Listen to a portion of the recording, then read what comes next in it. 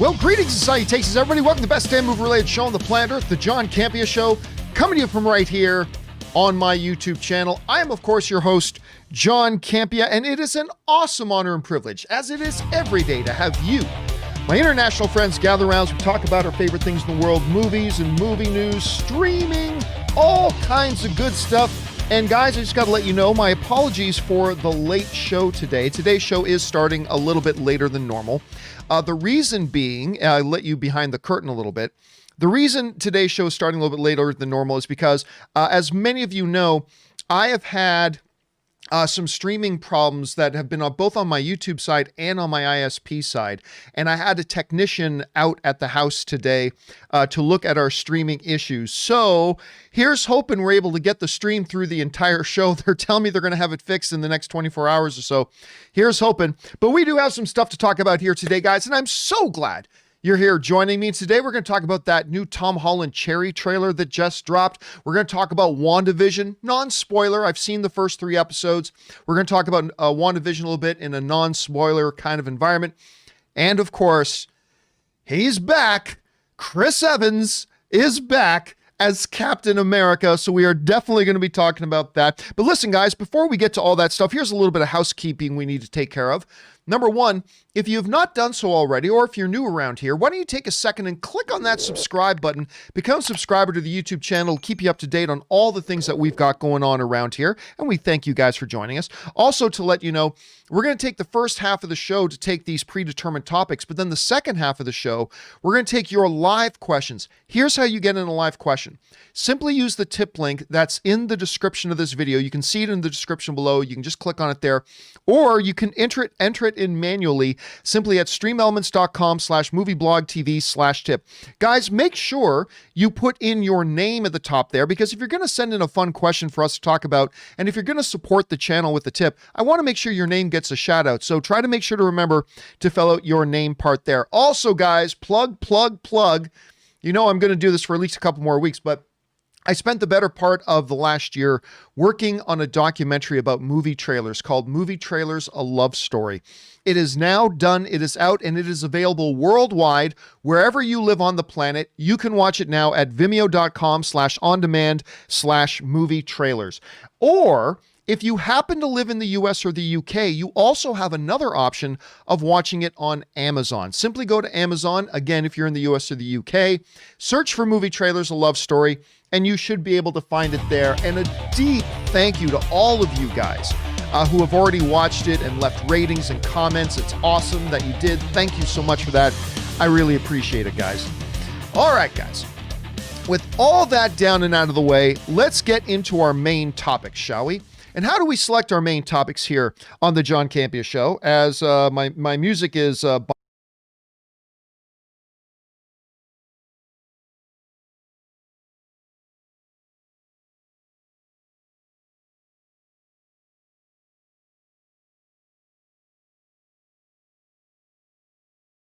there, you're going to see a form. Fill it out with your topic or question. It's totally free.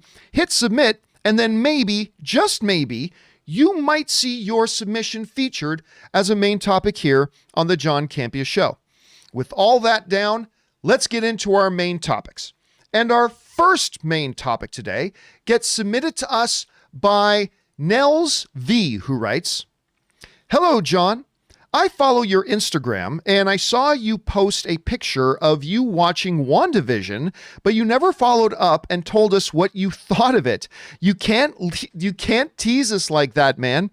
So, did you like it? Does it live up to the hype? Does it give us a reason to be excited for the other Disney Plus shows? We need to know." All right, man. Thanks a lot for sending that in. And yes, Ann and I were able to sit down the other day and watch the first 3 episodes of WandaVision. Now, just so you guys know, WandaVision obviously airs on Friday, tomorrow, or tonight at midnight, depending on where you live. And they are going to launch the show with the first 2 episodes. So they're going to launch it with the first 2. Why they let us see the first 3, I'm not sure, but I'm glad they did. But we watched the first 2 episodes, and of course we watched the third one as well. They're going to launch with the first 2. So listen, Ann and I are going to do a spoiler review every week of WandaVision, just like we did with Mandalorian. So I'm not going to go into any spoilers here. I'm just going to give you my general impressions of what WandaVision is, how it turned out. And before we get into that, listen, the response has been fantastic. A lot of people are really, really liking this. Obviously, the ratings for it over on Rotten Tomatoes, they have 81 critic reviews in already. It's sitting at 95%. So that's there. So everybody seems to be liking it. Here's my thoughts on it, okay? Here are my thoughts of WandaVision. It is, without a doubt, the most unique thing that Marvel has ever done under the guidance of Kevin Feige. Now, we all kind of guessed that WandaVision was going to be different. We could tell from the trailers. The trailers all looked a little strange and weird, in a good way, but very strange and weird.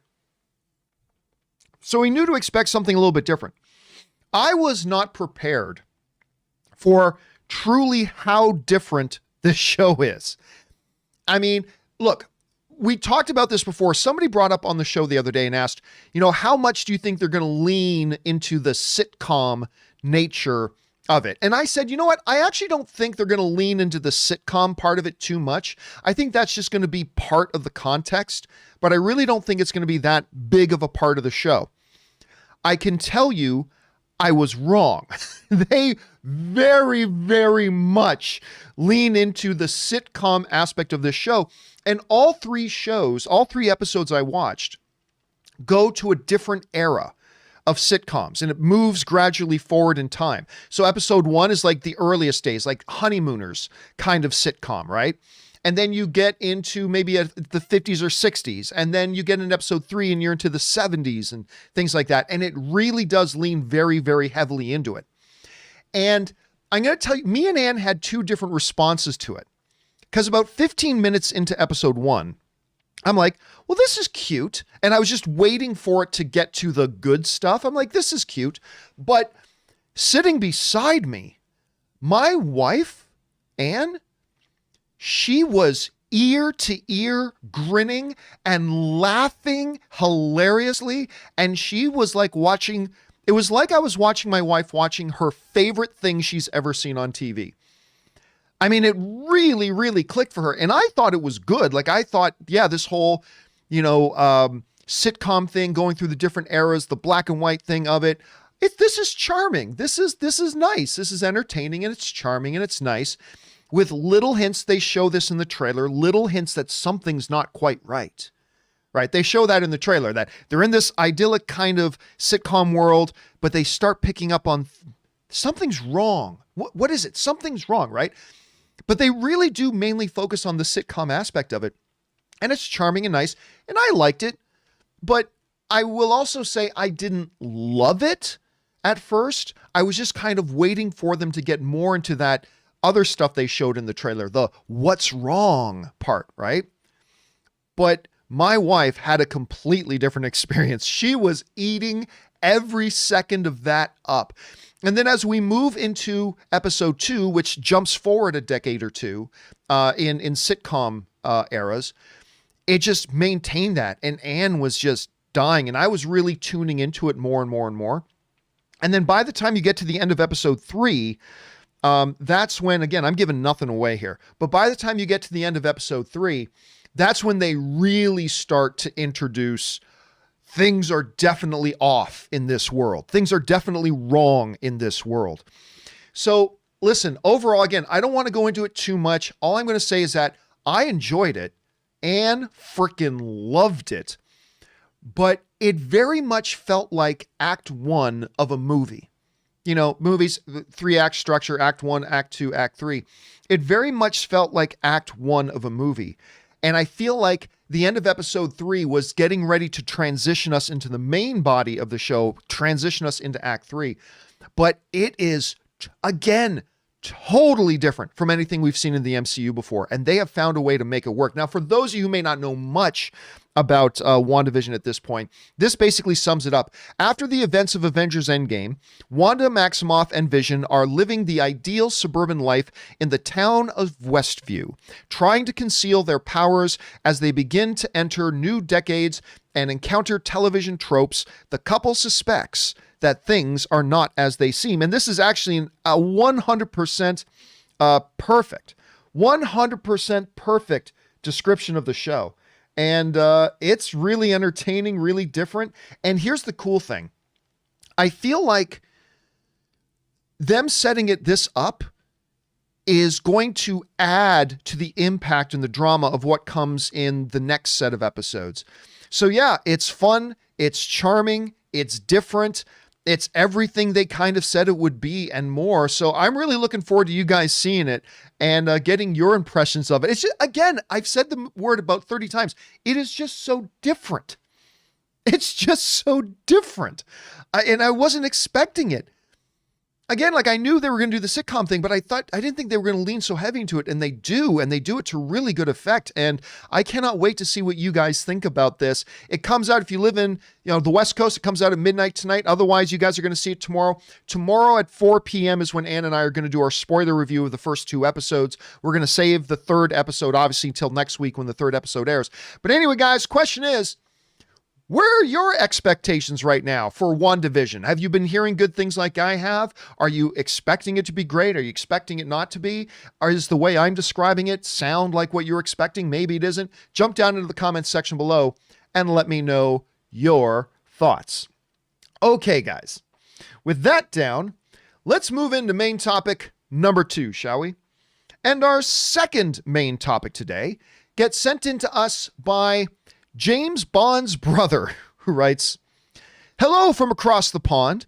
As I type this, the trailer for Cherry, that's the new Tom Holland film, is about to drop, directed by the Russo brothers, led by Holland, about war, the drug epidemic, and PTSD. I am so looking forward to this. Have you seen the trailer, and what did you think?" All right, thanks a lot for sending that in. And yeah, I have watched the trailer for Cherry. Cherry is a movie that has looked really interesting. I mean, right from the moment we heard about it, and it is kind of exactly how you described it, right? What we heard about this months ago was Tom Holland plays a kid, joins the army, has traumatic experience, gets PTSD, comes back, gets hooked on drugs, and becomes a bank robber. It's like, okay, not a lot of laughs and giggles in that, but it actually sounds really heavy and really interesting. So now the trailer has dropped. The trailer is out. And what did I think about it? Well, I'll say this. I didn't love the trailer. I'll be honest. I didn't love the trailer. But it's a weird, it feels weird to say this, but I could tell from the trailer, even though I don't think the trailer was great, I could tell the movie is going to be great. Does that make sense? Does that make sense at all? I'm not sure I can explain that. Again, I thought the trailer was fine. I'm not saying it was a bad trailer, not at all. It's a fine trailer. But even though I didn't love it, I could tell from the trailer that I was going to love the movie. I don't know how to explain it any more or any less than that. The one thing, though, that is clear is that this is going to be a showcase for Tom Holland. We've already seen some great stuff from him this past year, but this is clearly going to be an absolute showcase for Tom Holland. And I'm hoping this is also going to be the showcase for the Russo brothers post MCU, because I love the Russo brothers. They're great. They have come into my studio several times. They're just fantastic guys. They did such a great job in the MCU, so I've really been cheering for them. But I have to admit that I have not really liked anything that they've produced or done since they've departed the MCU. I'm hoping this movie is going to change that. Now, one of the things that is absolutely true, I heard somebody kind of criticize the trailer a little bit, saying, well, this trailer just doesn't make this movie look like it's any fun. Somebody was in a chat discussion I was a part of, said, this movie just doesn't look any fun. Well, it's like, well, yeah, it ain't supposed to be fun. Different movies give us different experiences, right? Some are meant to be fun. Some are meant to be laugh-inducing. Some are meant to be scary. Some are meant to be thought-provoking. Some are meant to be terrifying or heavy. But, not all of them are saying, yes, this movie does not look like any fun. I absolutely agree with that, but it still looks awesome. You know what other movie wasn't any fun? Schindler's List. Schindler's List wasn't any fun. No fun at all. but it's like one of the great movies of all time. It's seriously, I think it's in the top 30, top 35 all-time films, greatest movies ever made. I really do. Absolutely no fun. This movie looks like no fun. Completely. But I think it looks amazing. And what I love about this especially, yesterday on the show, we were talking about how I love it when directors do things that are outside of their normal sandbox. You know, we talked about Ben Affleck is apparently going to be directing this YA novel movie adaptation. Doesn't sound like something Ben Affleck would direct, but I love that. I love directors who go outside of their regular sandbox and stretch themselves as storytellers and do different things. This is clearly something very, very different for the Russo brothers. Very different. It's not action, sci-fi, this is something very different. And I think it's really, really good that they're doing this. And special thanks to Sean's World, who just sent in a super chat badge in the live chat there. Thank you so much for that, Sean. I appreciate that. So did I think the trailer was great? No. But did the trailer make me think the movie was going to be awesome? Yes. Does it look any fun? No. But does it look incredible? Absolutely it does. And you know, if Devil All the Time and if Tom Holland can follow up Devil All the Time with another like gangbuster, borderline Oscar nominated worthy performance, this could be a great year for him because he's still got Spider-Man coming out later this year. He's got Uncharted coming out later this year. He's got one that looks like it's going to be a complete disaster. What's the one he's doing with Daisy Ridley again? I keep forgetting the name of that one. I keep forgetting the name of the one he's doing with Daisy Ridley. Do you guys in the live chat remember that one? We're the Chaos Walking. Thank you, Maxie S and Omar and Kenneth Gold. Chaos Walking. Yeah, that one looks like a disaster. But that one aside, if this movie is great, and if Spider-Man is great, and we've no reason to expect that Spider-Man isn't great, and then if they can pull off a really good one with Uncharted, which is very difficult to do with video game movies, man, Holland is going to be on a roll. Like massive, massive roll. You know, I've said for a long time, I believe Timothée Chalamet is the next Daniel Day-Lewis. And he's still really young. He's got a long way to go. We'll see how he turns out. But he is like the crown prince of Hollywood right now. Like he's the future king of Hollywood, I believe. Like he's like just the most, I've never seen a kid that age that talented in this business. And I've been watching movies for a long time. But I'll tell you what, if Tom Holland can like shoot off a string of these really diverse movies giving excellent performances, we could have something to talk about. Anyway, guys, that's my thoughts on that. Question is, did you have a chance to see the Cherry trailer? If so, what did you think? Did you think it was a fantastic trailer? Do you think it was okay? Maybe you didn't like it at all. What are your expectations for the movie? What are your expectations for Tom Holland right now? Jump on down to the comments section below and let us know your thoughts.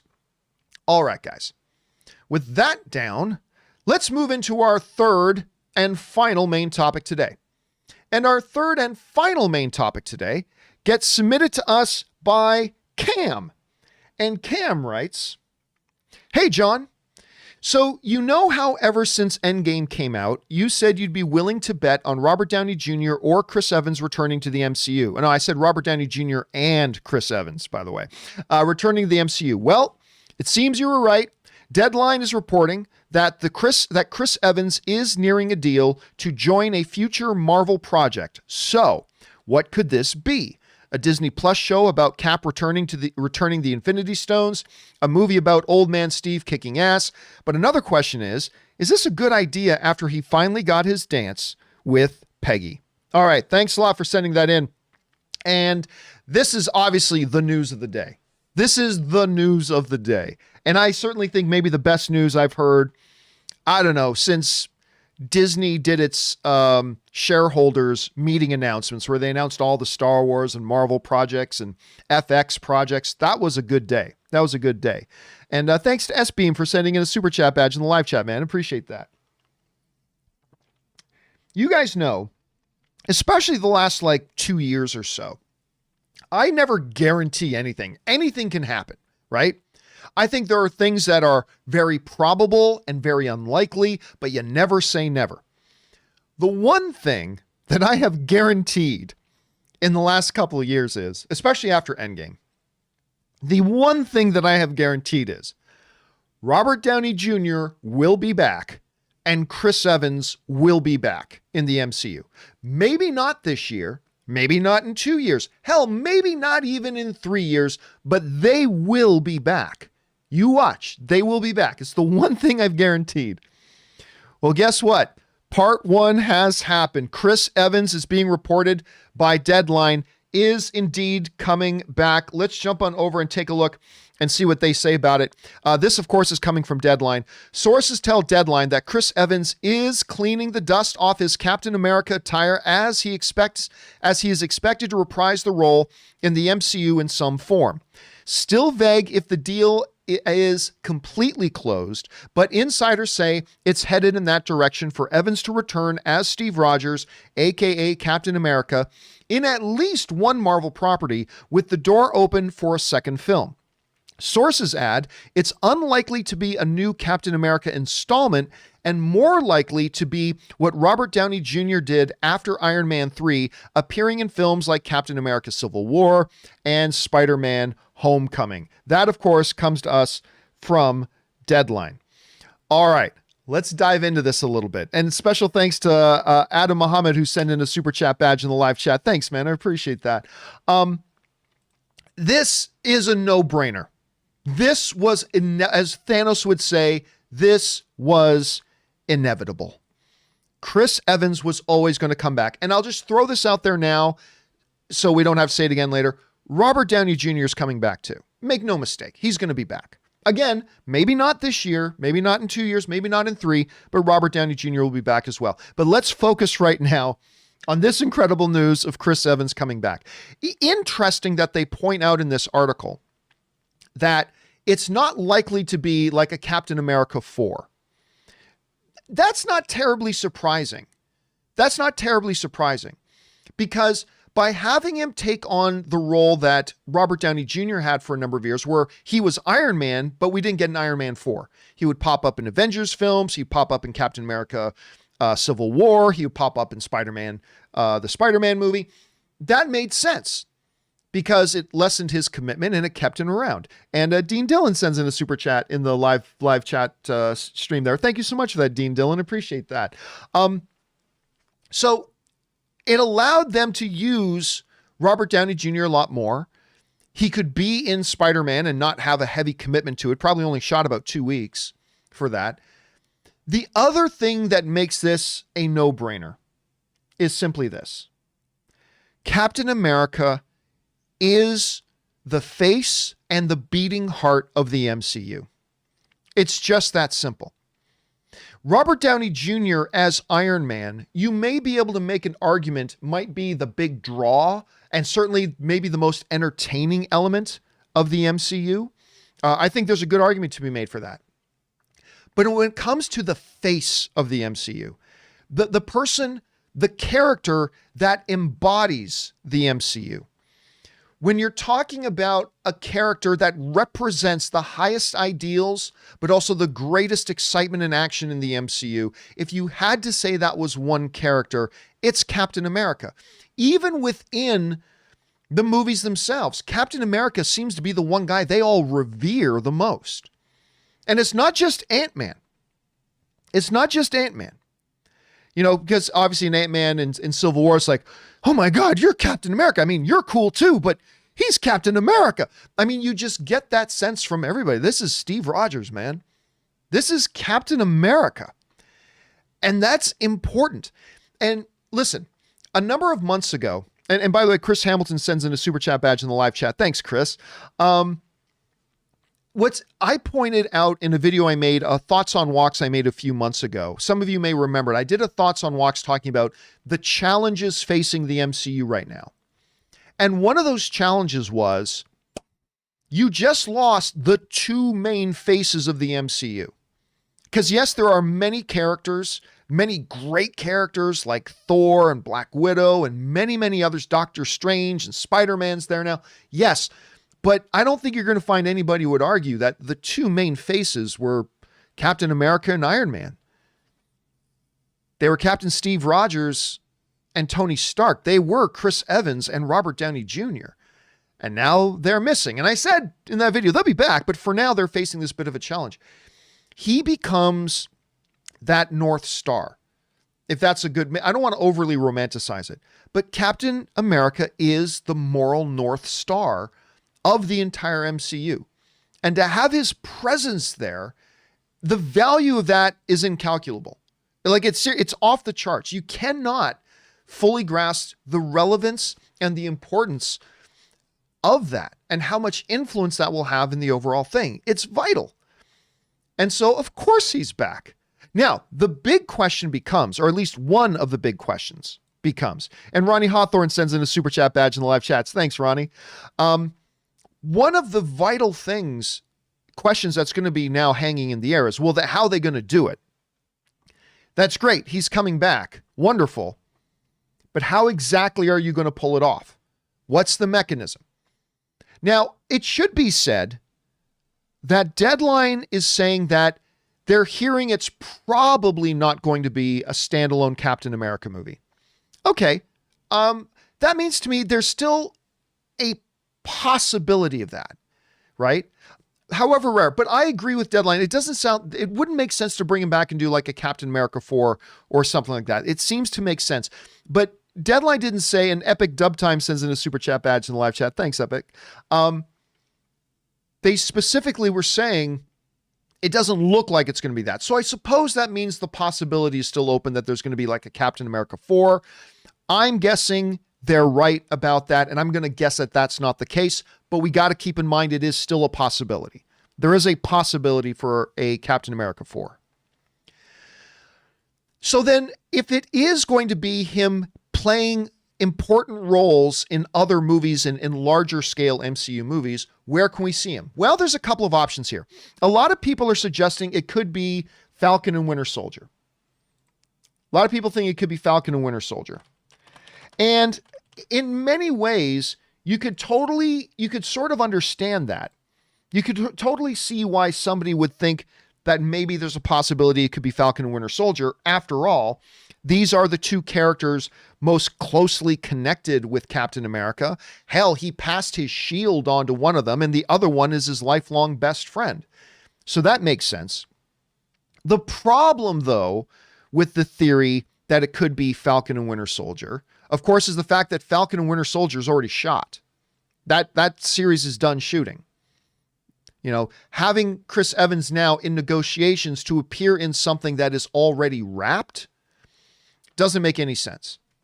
It also doesn't really make any sense to have to negotiate a contract with Chris Evans to appear as Captain America, to have him pop up in some quick little one-shot cameo thing that you could shoot around in Falcon and Winter Soldier. So Falcon and Winter Soldier is a possibility, but I think it's very, very unlikely.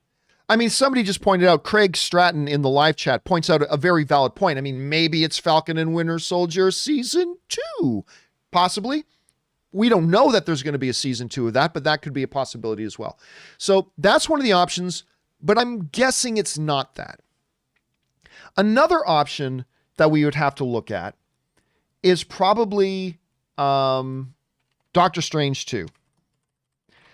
Doctor Strange 2 is one that is like ramping up, if not already just recently began shooting. Again, if they haven't already begun shooting, I think they're just ramping up to start shooting now. So that could be, and if they are, then that kind of lines up a little bit with the idea of them maybe having it be Doctor Strange 2, right? We've got the one part of that overall story with Wanda Maximoff and WandaVision starting. We're going to get the second part of that story with Spider-Man 3, and then that whole story is going to cap off with Doctor Strange, Multiverse of Madness. So maybe it's that one. The one reason why I don't really see it being Doctor Strange in the Multiverse of Madness is honestly this. If there's any property in the MCU that Captain America doesn't really fit into, like you could fit Captain America into a Spider-Man movie. You could fit Captain America into a Black Panther movie. You could fit Captain America into a lot of things. There's a lot of things you could fit Captain America into. The one thing that you would have a little bit of a hard time fitting him into, in my opinion, is probably would be the stuff with the wizards, with Scarlet Witch and Doctor Strange. So Doctor Strange 2 is a possibility. I just think it's a little bit unlikely. Another option on the table that some people are mentioning is Thor Ragnarok. Thor Ragnarok, that one's done. Thor Love and Thunder. Thor Love and Thunder. That's one. I mean, honestly, like, we already know there's great on-screen dynamic between Chris Hemsworth and Chris Evans. The funniest interview I have ever done in my life, many of you guys have seen it, was me sitting down in a room with Chris Evans and Chris Hemsworth. It's the funniest damn interview I've ever done in my life. I've never had more fun. I've never laughed harder in an interview ever than sitting down with those two. So those two have incredible chemistry together. It's going to be stacked. And Lee Sandoval and Carissa both send in super chat badges in the live chat. Thank you so much, Sandoval and Carissa. I really appreciate that. And I love the thing in the live chat you sent in there, Carissa. That's adorable. Okay. So, and it's being directed by Taika Waititi. So why wouldn't Chris Evans want to come back and be directed by Taika Waititi? Plus, it's already a really impressive cast. We've got the other Chris is going to be in there. Chris Pratt's going to be there. We got Christian Bale is going to be in there. This cast is stacked. This could be really a really big, impressive thing. Thor Love and Thunder could maybe kind of be the next Captain America Civil War. Maybe, perhaps. Not saying it will for sure, but it's a possibility. So there's that one. I think this one is the highest possibility. The one argument against it being Thor Love and Thunder is that Taika Waititi has known his story for Thor Love and Thunder for a long time now. So, why would they only be talking to Chris Evans now about coming back as Captain America? It's a valid observation. It's a valid observation. I still think that one is most likely. There's another one is Stephanos sends in a super chat badge in the live chat. Thanks, Stephanos. There's another one, of course, that some people are talking about, which is maybe Black Panther 2. They recently had to go back and, rewrite Black Panther because Ryan Coogler, director of the first Black Panther, he was writing and creating Black Panther 2, obviously with T'Challa and Chadwick Boseman in mind.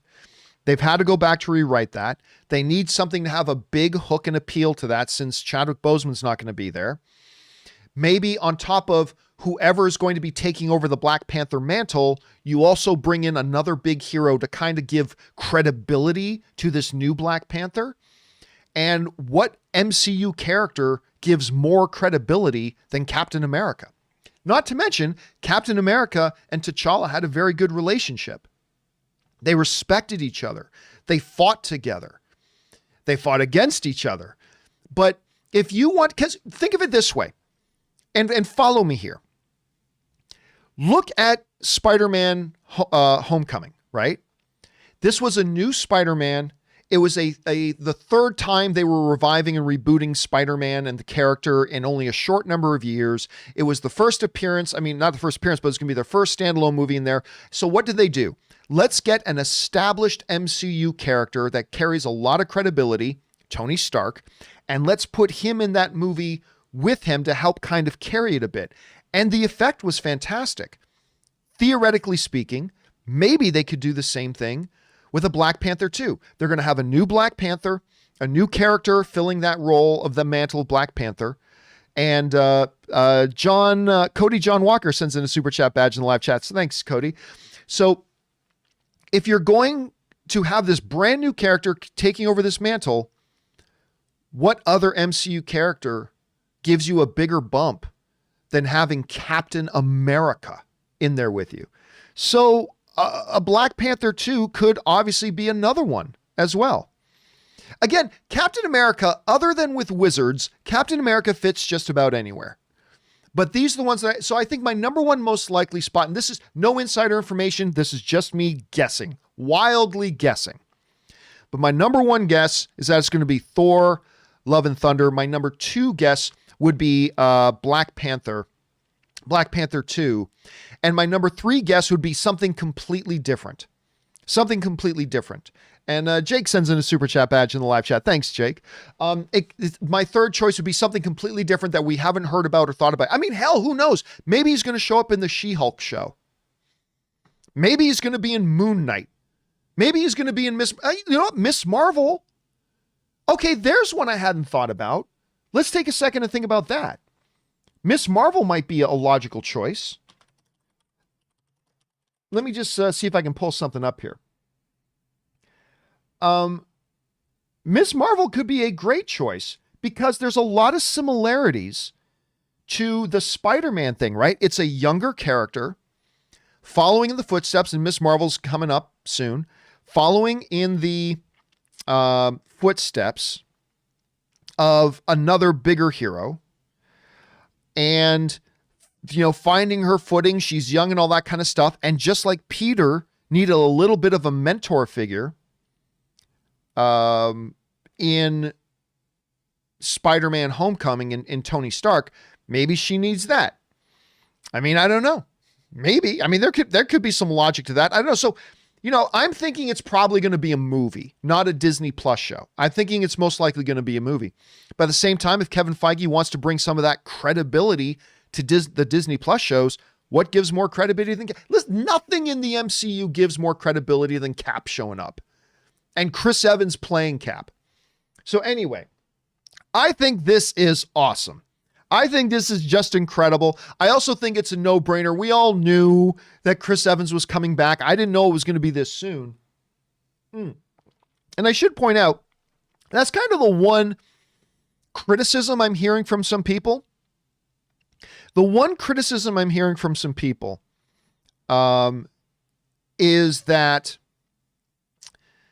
it's too soon, some of them will say. Some people are saying it's too soon to have Captain America back. But you've got to understand that just because they're saying this is happening doesn't necessarily mean it's going to happen in the next 2 years, the next 3 years. By the time we see Chris Evans back on the screen again, maybe it'll be 3 years from now. Now, here's the thing. I noticed this just a few minutes ago, but Chris Evans, let me see if I can bring it up myself, because it was about 5 or 10 minutes ago I saw this. Chris Evans right now is saying on Twitter that this is news to me. He's putting out news to me. Yeah, I don't buy that. Remember. Let me bring this up with him saying that. So Chris Evans right now is saying this is news to me. Okay, that's fine.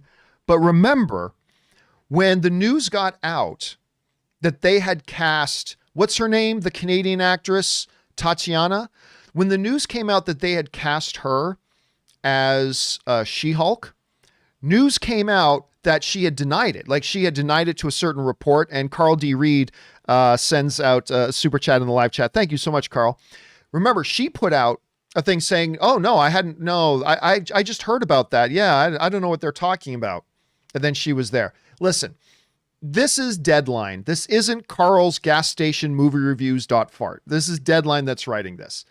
And they say they have multiple things. I've said this is pretty much a done deal. So I appreciate that Chris Evans is saying news to me, but that's all that means is that right now, Disney did not want this news coming out. What that means right now is that Disney and Marvel did not want this news coming out right now. Deadline obviously has some of the best sources in all the business. And if they're saying that they have multiple sources that have confirmed this, I'm willing to take that to the bank. But again, remember, getting back to the one criticism I've heard from some people say, and it's fair enough to say it's a little bit too early. Remember again, we're not about to see Chris Evans as Captain America pop up on WandaVision. We're not about to see him pop up on Falcon and Winter Soldier. It's not like by the time we see him on screen, it'll probably be 2.5 to 3 years minimum since we saw him on screen as Captain America last in Endgame. So I wouldn't worry about that part right now. Other people in the live chat throwing in other possibilities. Fantastic Four, maybe Deadpool. I mean, all these things are possibilities. These are all big possibilities. It's going to be interesting to see how they go. The big news, though, is Deadline is reporting Chris Evans is back. I completely believe them. I think it's, again, let's just take a look one more time at what it was specifically that Deadline wrote. Sources tell Deadline, plural, that Chris Evans is cleaning the dust off his Captain America attire as he expected to reprise the role in the MCU in some form. Still vague if the deal is completely closed, but insiders say it is headed in that direction for Evans to return as Steve Rogers, aka Captain America, in at least one Marvel property, with the door open for a second film. This is some pretty, like this, these are details. This is very detailed things they're giving us here. For a second film, sources add it's unlikely to be a new Captain America installment and more likely to be what Robert Downey Jr. did after Iron Man 3, appearing in films like Captain America Civil War and Spider-Man Homecoming. So, while I love Chris Evans and I completely appreciate him coming out and saying, hey, news to me, that's great. I appreciate him saying this is news to me and all that kind of stuff. But again, all that says to me, and Chris Hunt sends in a super chat badge in the live chat. Thanks for that, Chris. All that tells me, again, I mentioned before, I will say it again. The only thing that really tells me is that both Chris Evans and Marvel were simply not yet ready for this news to come out. I don't think this was news that was supposed to come out quite yet. And therefore, we got Chris saying that. One of my, I got to say, a couple of my favorite interviews that I've ever done of this. Actually, I love this picture. This is a very special picture to me. This was, and Sean's World sends in a super chat badge in the live chat. Thanks, Sean. This was at the very first public screening of Captain America, the First Avenger. This was at San Diego Comic-Con. They booked a theater just a little bit away from downtown San Diego to have the first public screening of Captain America, the First Avenger. And I got to be the very first person to interview Chris Evans immediately after the screening. And he was great, and it was fun. We geeked out a bit just talking about his other movie he did with Idris Elba called The Losers. I love that movie, and he and I just kind of geeked out about The Losers for a bit. Anyway, that's my thoughts on that, guys. This is incredible news. It's also inevitable news. We knew he was going to be back. Count on it. You know, now the question becomes, what's it going to be? How long do we have to wait until we see him? Guys, question is for you. What do you think about this whole thing? Do you think it's too soon for him to come back? Again, I'm telling you, it's going to be a couple years before we see whatever he's going to do on the screen anyway, so I wouldn't worry about that. Do you think this is a good move? Do you think him coming back undermines that beautiful send-off he had, getting that dance with Peggy and having his life with Peggy? To me, it's the MCU. Nothing's forever. What do you guys think? Jump down into the comments section below and let us know your thoughts. All right, guys. With that down, I'm sure there are many questions and topics to discuss, so let's jump over and start taking your live comments and questions, shall we? And we've got a little bit to get caught up on because, again, of the streaming problems we've had for the last few days, so we're going to try to get through as many as we can today. I'm hoping we're going to get through all of them. Let's see if we actually can. We're going to start things off here with Cassian, who writes, I was thinking about the Acolyte, the upcoming Star Wars series that they announced. Was Exegol around in the High Republic? I think Exegol has probably been around for thousands of years. I feel like that would be a great setting and could further our understanding of how Palpatine returned in Episode 9. I don't think they're going to tie those things in together at all. Is it confirmed that it will be about the beginning of the Sith? No, it is definitely not about the beginning of the Sith. It is because this happens... Kathy Kennedy said this takes place in the High Republic era, near the waning days of the High Republic. The Sith have been around for millennia, so long before that. This is about one dark force user. And by the way, they never even specifically said it was about Sith. They said it's about dark side users, right? We know in Star Wars, there are other dark side users besides Sith. Maybe it is a Sith acolyte. We don't know. We'll have to find out. But no, it will not be about the beginning of the Sith.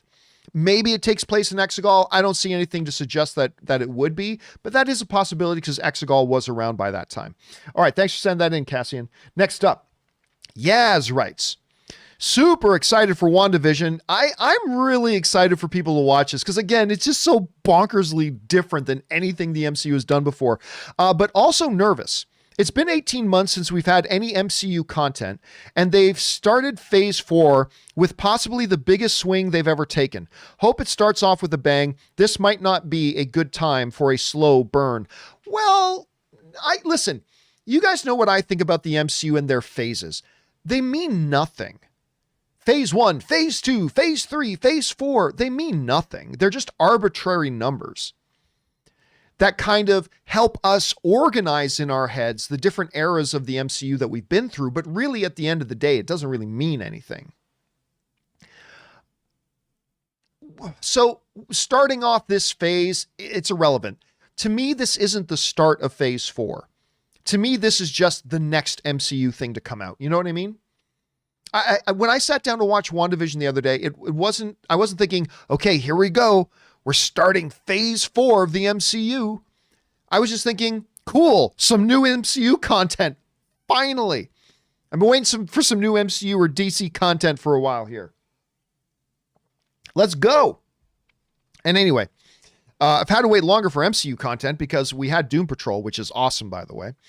So yeah, there's that. All right. Thanks a lot for that, Yaz. All right. Next up, need Superman movie rights. Bad. Wonder Woman 84 to Patty is kind of like Richard Donner to Superman film. So I went back to watch 2006 Superman Return. Damn, I actually like the movie a lot more than I remember. I was 15. How was Superman Returns for you? Will you watch it again? Yeah, Superman Returns is something that comes up. We bring up Superman Returns a lot because Superman Returns to me is actually... like I think here's how I describe Superman Returns. Okay. Superman Returns is a very good movie, but not a very good comic book movie. Does that make sense? To me, Superman Returns is a very good movie that is not a very good comic book movie. It's really, it's a character study. The whole movie is completely a character study about this God man who has the power of the gods, but simply doesn't even know how to just interact or to be human, how to really connect or touch on or be in touch with that human side that he has.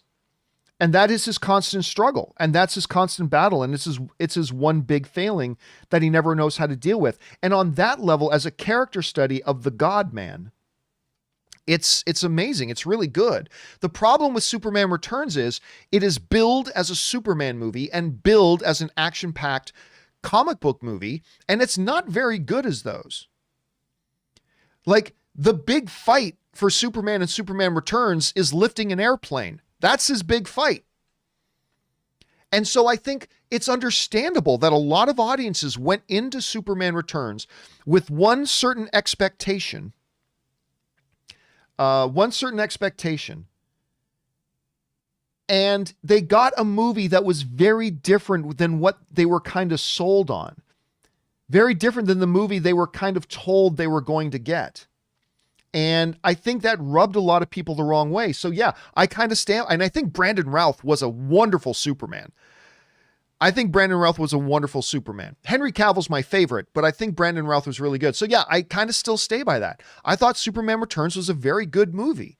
That just wasn't a very good comic book movie. I know that sounds weird to say, but that's my thought. And yes, I'll watch it again. I've watched it a few times. I'll definitely watch it again.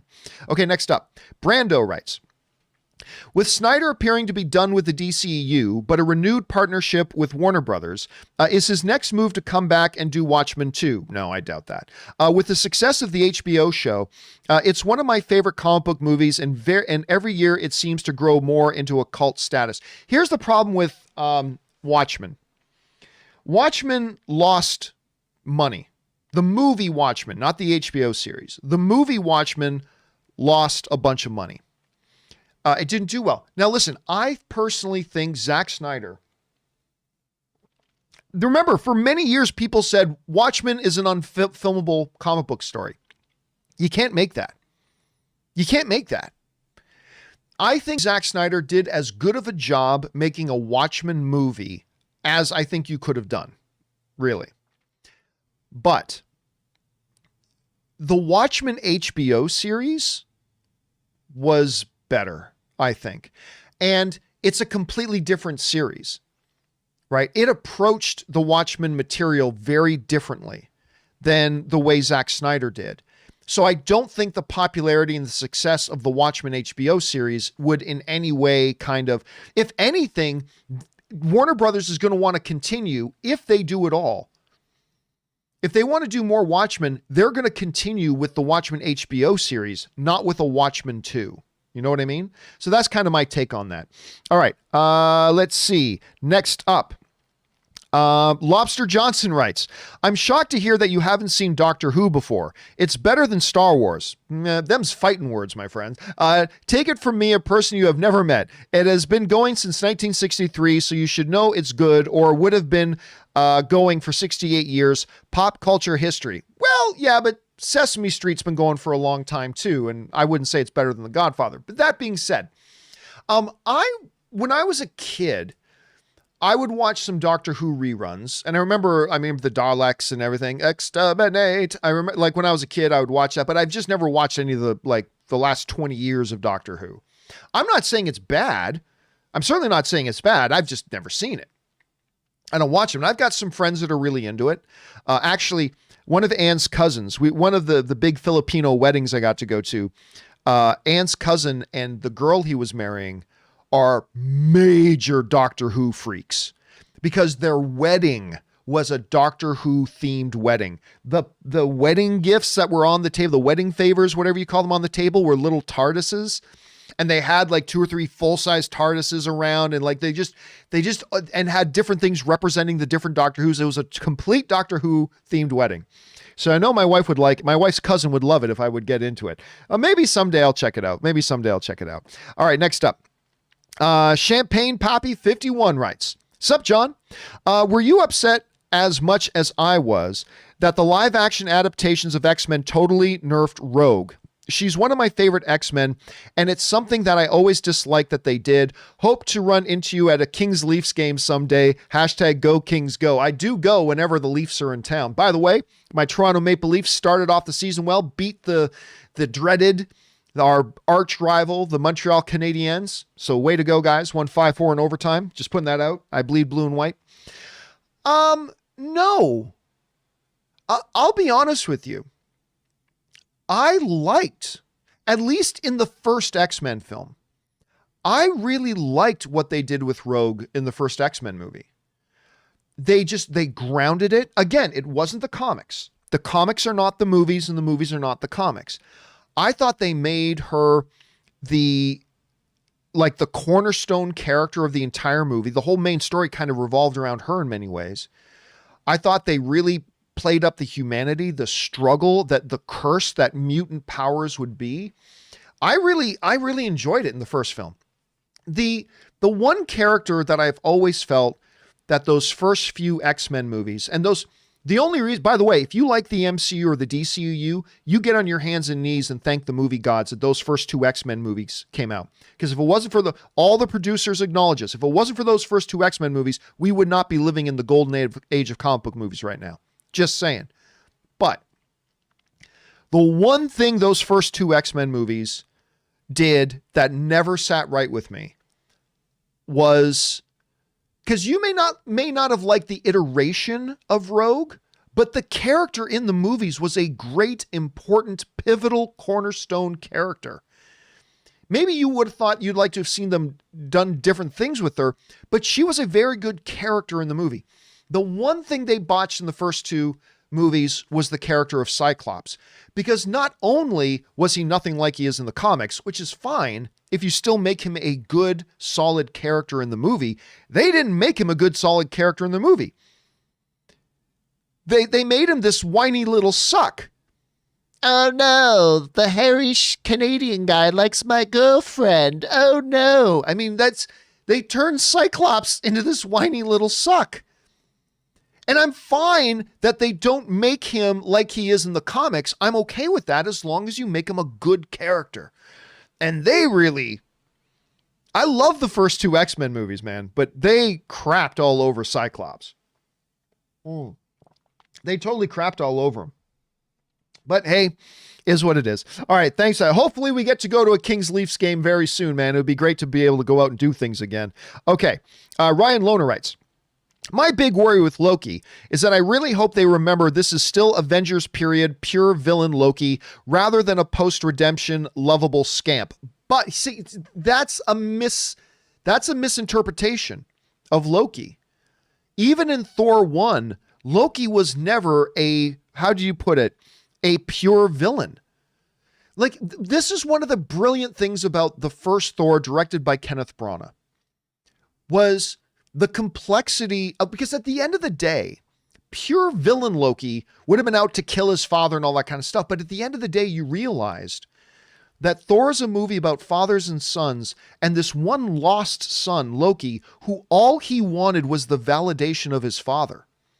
That's all he wanted. Like, yeah, he's screwed up and he's got all this kind of stuff. But at the end of the day, he was never going to let one finger of an ice giant lay on his, even though his father was his adopted father, but still, there was no chance Loki was going to let a frost giant lay one finger on Odin. He just set it all up to try to look good in front of his dad. And that ultimately was it. Deep down, that's all he wanted. He wanted the affirmation of his father. There was never a time where Loki was just a pure villain. That's one of the brilliant things about Loki. Maybe that's the brilliant thing about Loki. He's a lost son who went in wrong directions, made bad decisions, but he was never a pure villain. And again, that's just one of the things about Loki that, that's one of the things about Loki that just really appeals to me. But anyway, that's me. Okay, next up. Logan Warner writes, tips and $20. Thank you for that, Logan. Appreciate you supporting the channel on that level, man. Hi, John. First time asking a question. Well, I'm glad that you're here. I've looked to your opinion since the lead up to episode 7. I've always felt that that Bible stories were ripe for good films. Are there any good Bible films today? Any movie recommendations? Film noob here. Thanks. Well, honestly, the one that isn't bad. The one that isn't bad is actually the Russell Crowe. I think it's the Russell Crowe Noah film. Hold on. Let me just. I can't remember the name of it now. Let me see if I can bring it up here. Russell Crowe, who is, I should remember it because he's like my favorite actor. See, there's The Mummy, Nice Guys, Water. Yeah, Noah. You know what? Honestly, the Noah movie wasn't bad. It didn't get, a ton of critic love or anything like that. But I honestly thought the movie wasn't bad. Jennifer Connelly, Ray Winstone, Emma Watson, Logan Lerman. I really like Logan Lerman. Nick Nolte, Kevin Durant. I like Kevin Durant. That one's not bad. Other than that, I pretty much hate most Bible movies.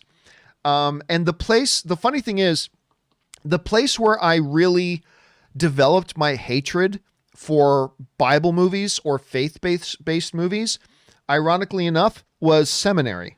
It was in Bible college and seminary is where I really learned to really hate Bible movies and most faith-based movies. There are a couple minor exceptions. I mean, like Ben-Hur is in many ways is a faith-based movie, and it's amazing, the original one. And again, Noah is not so bad, but yeah. Even as a theologian, I never liked the movies they made. That's just me.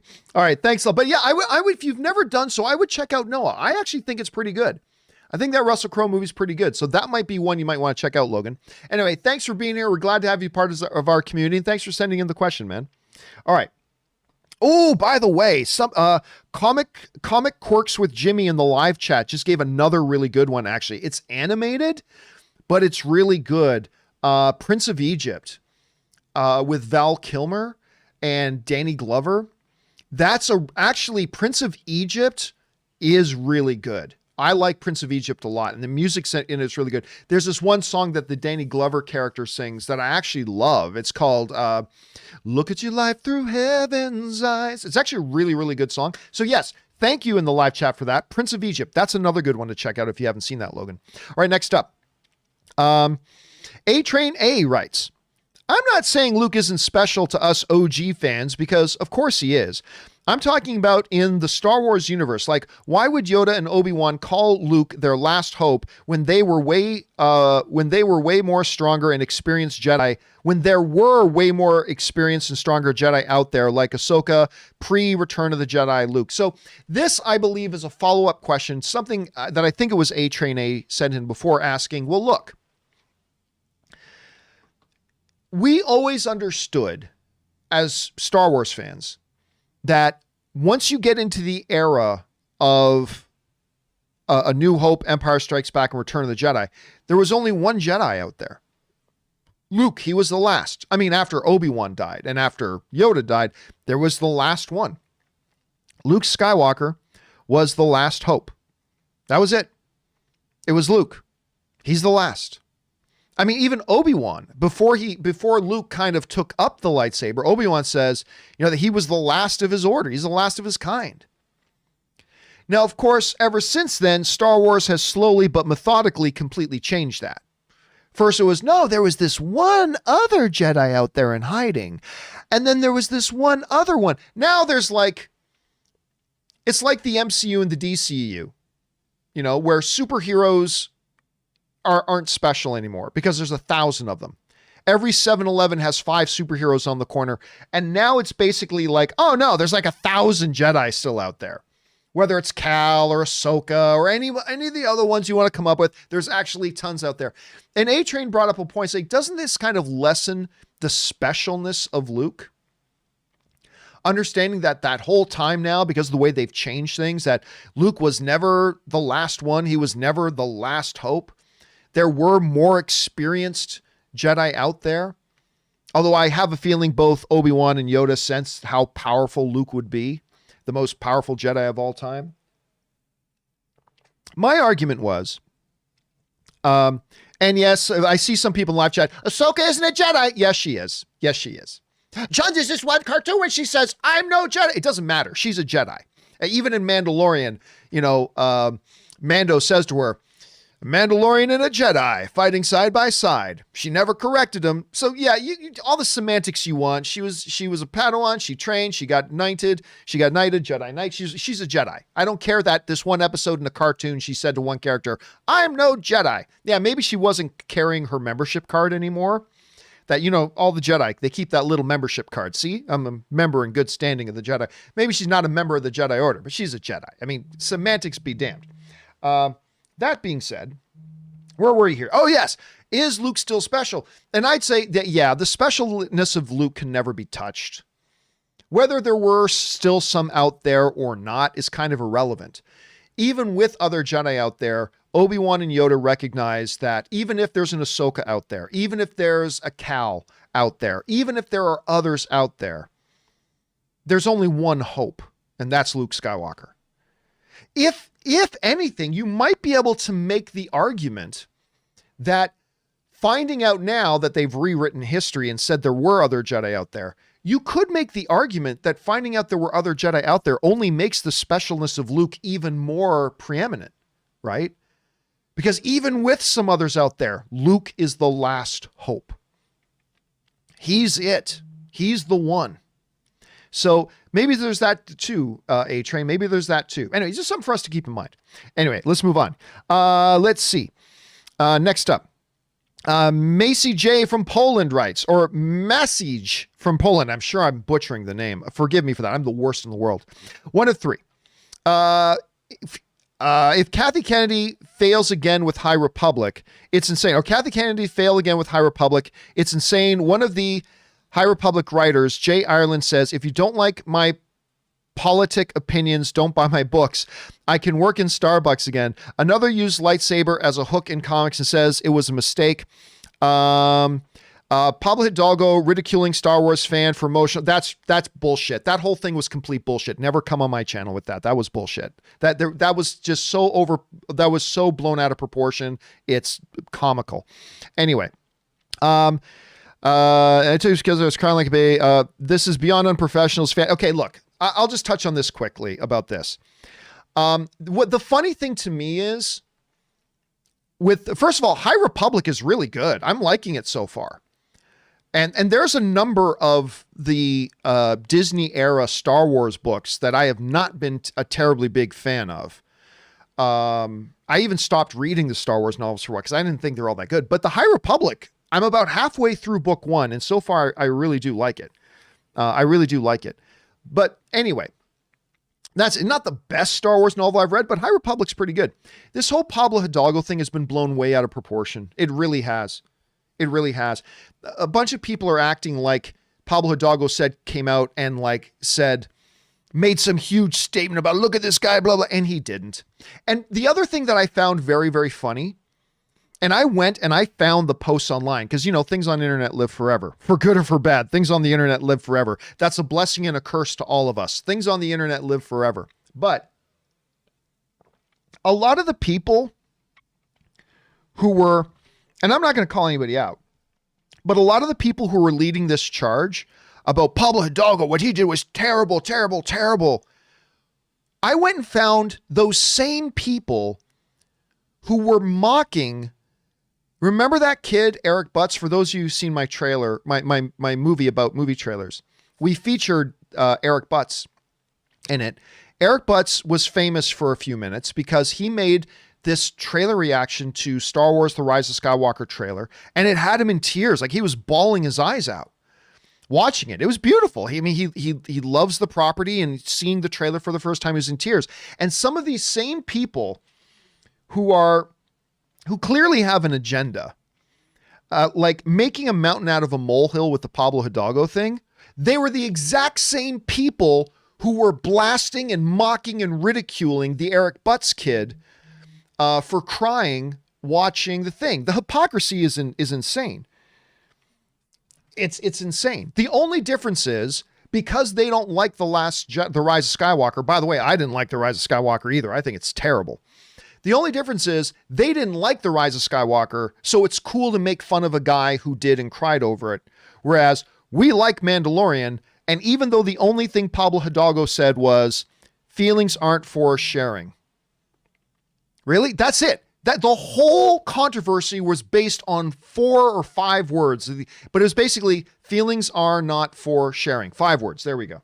I can't count. I didn't get my degree in mathematics, folks.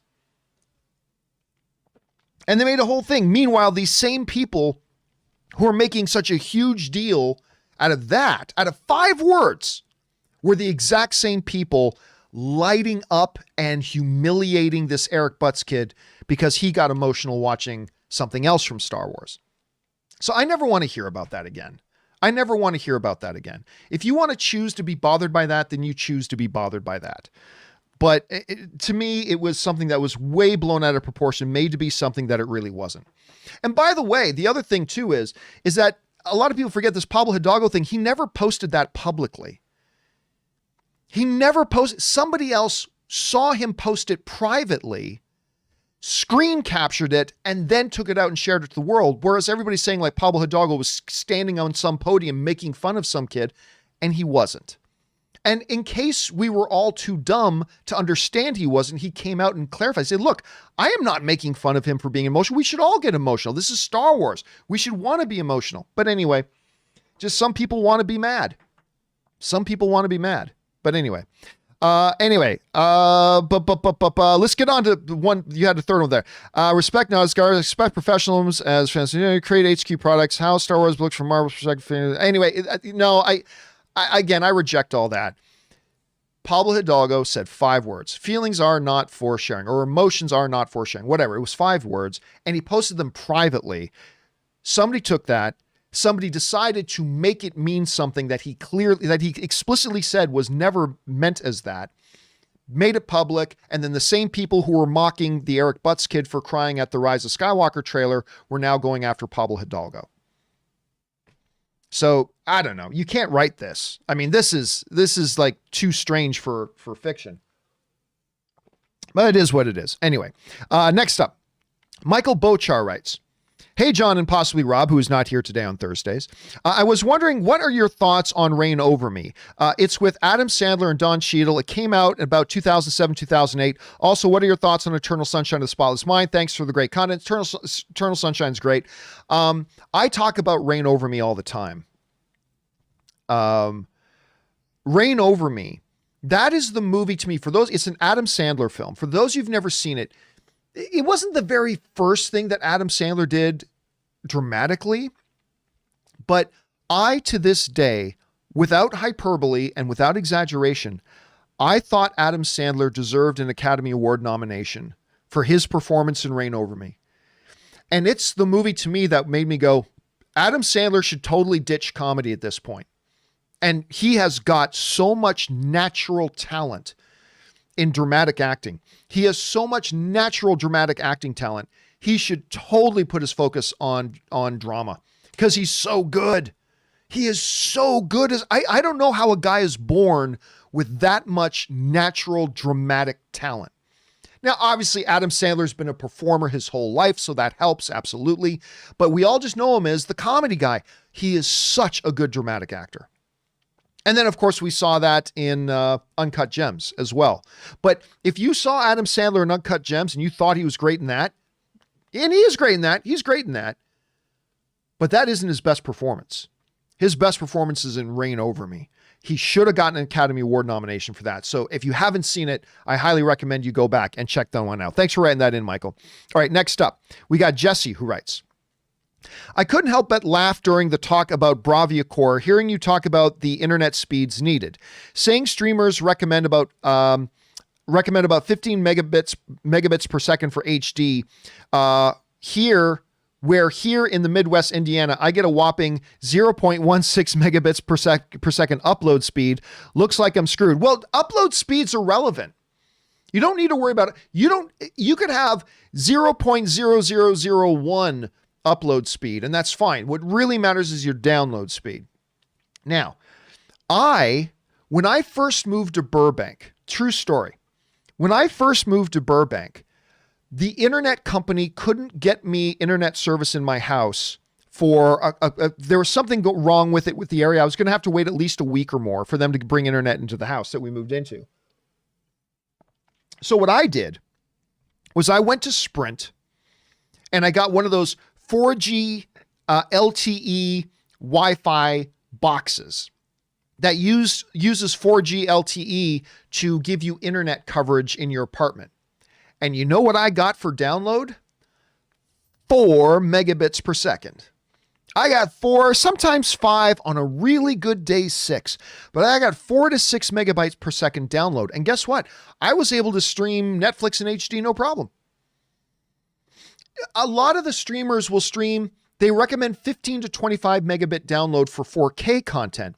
This Bravia Core is a new technology from Sony where they are boasting now that their 4K streaming in Bravia Core is equal to the quality of a 4K Blu-ray disc because they stream not at 15 to 25 megabits per second, but at 80, that's 80 megabits per second. Now, of course, there are some major caveats to that. Number one, you got to have a Sony Bravia XR TV to be able to use it. Number two, there's very limited selection. Some very good movies, but still very limited selection. And number three, you have to have internet speeds that are at least 80 megabit download. And not everybody has that. More and more people are getting that, but it's still a little bit out of reach. So it's not here yet, but if this works, it is going to open the door for a lot of people who are still like, well, I still prefer physical because, 4K on disc has much higher bit rates and it looks better. If Sony can make this work, and then platforms like Roku or Amazon TV or whatever, or Amazon Fire Stick, I should say, if they start incorporating this type of technology, it could change the game. We're still a little ways out, but we do need to get internet speeds up across the country for more people. Anyway, thanks for writing that in, Jesse. All right, next up. Black Bono 76 writes, hey, John, Happy New Year to you and Ann. Thank you so much, my friend. I have finally got to see movie trailers, A Love Story. That's my documentary.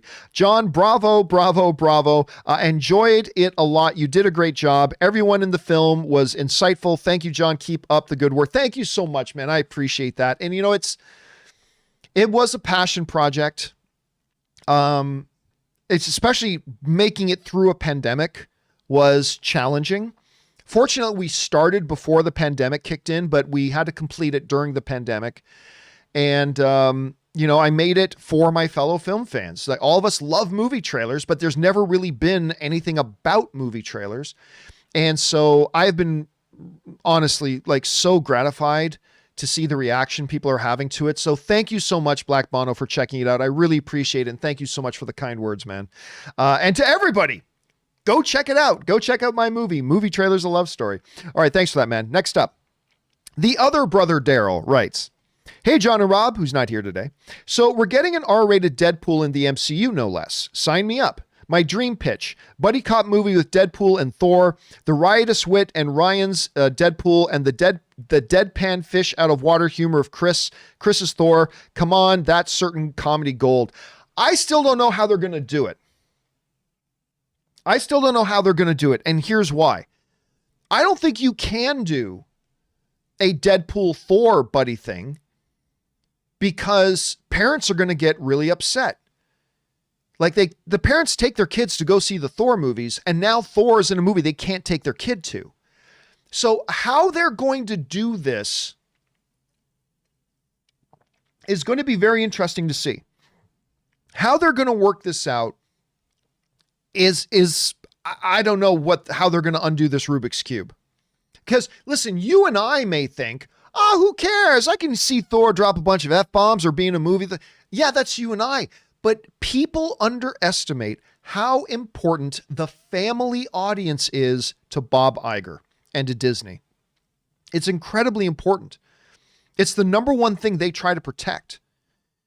And so how they're going to do Deadpool rated R in the MCU is going to be a very, very interesting thing to see. But I don't know that they can take the characters they tell parents, hey, parents, come bring your kids to see Thor, and then put Thor in a very filthy, raunchy, R-rated movie.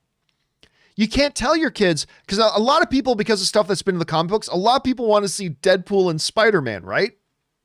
But if you're Disney, you can't tell families, hey, families, bring your kids, come on out and see our Spider-Man movie. Come out and see Spider-Man in this Captain America movie. Come see Spider-Man in this Avengers movie. And then put Spider-Man in a filthy, raunchy, really dirty, R-rated Deadpool movie.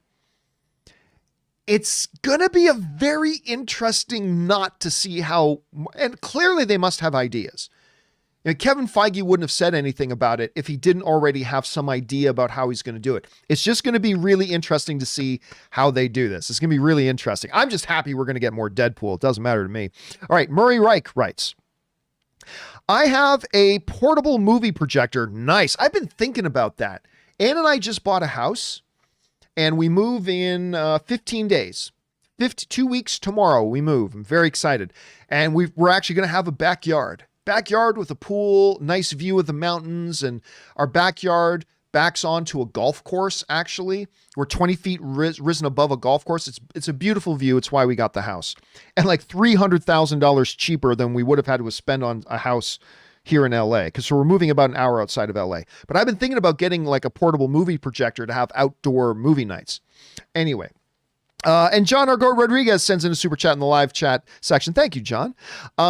Anyway, let me finish reading your question, Murray. Sorry, I got sidetracked there.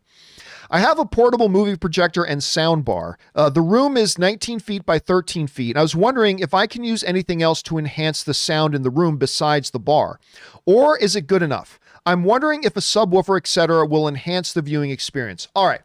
I am not a home audio and visual expert, but I will tell you my experiences and what I have found. Sound bars today are so much better than the sound bars were from a couple of years ago.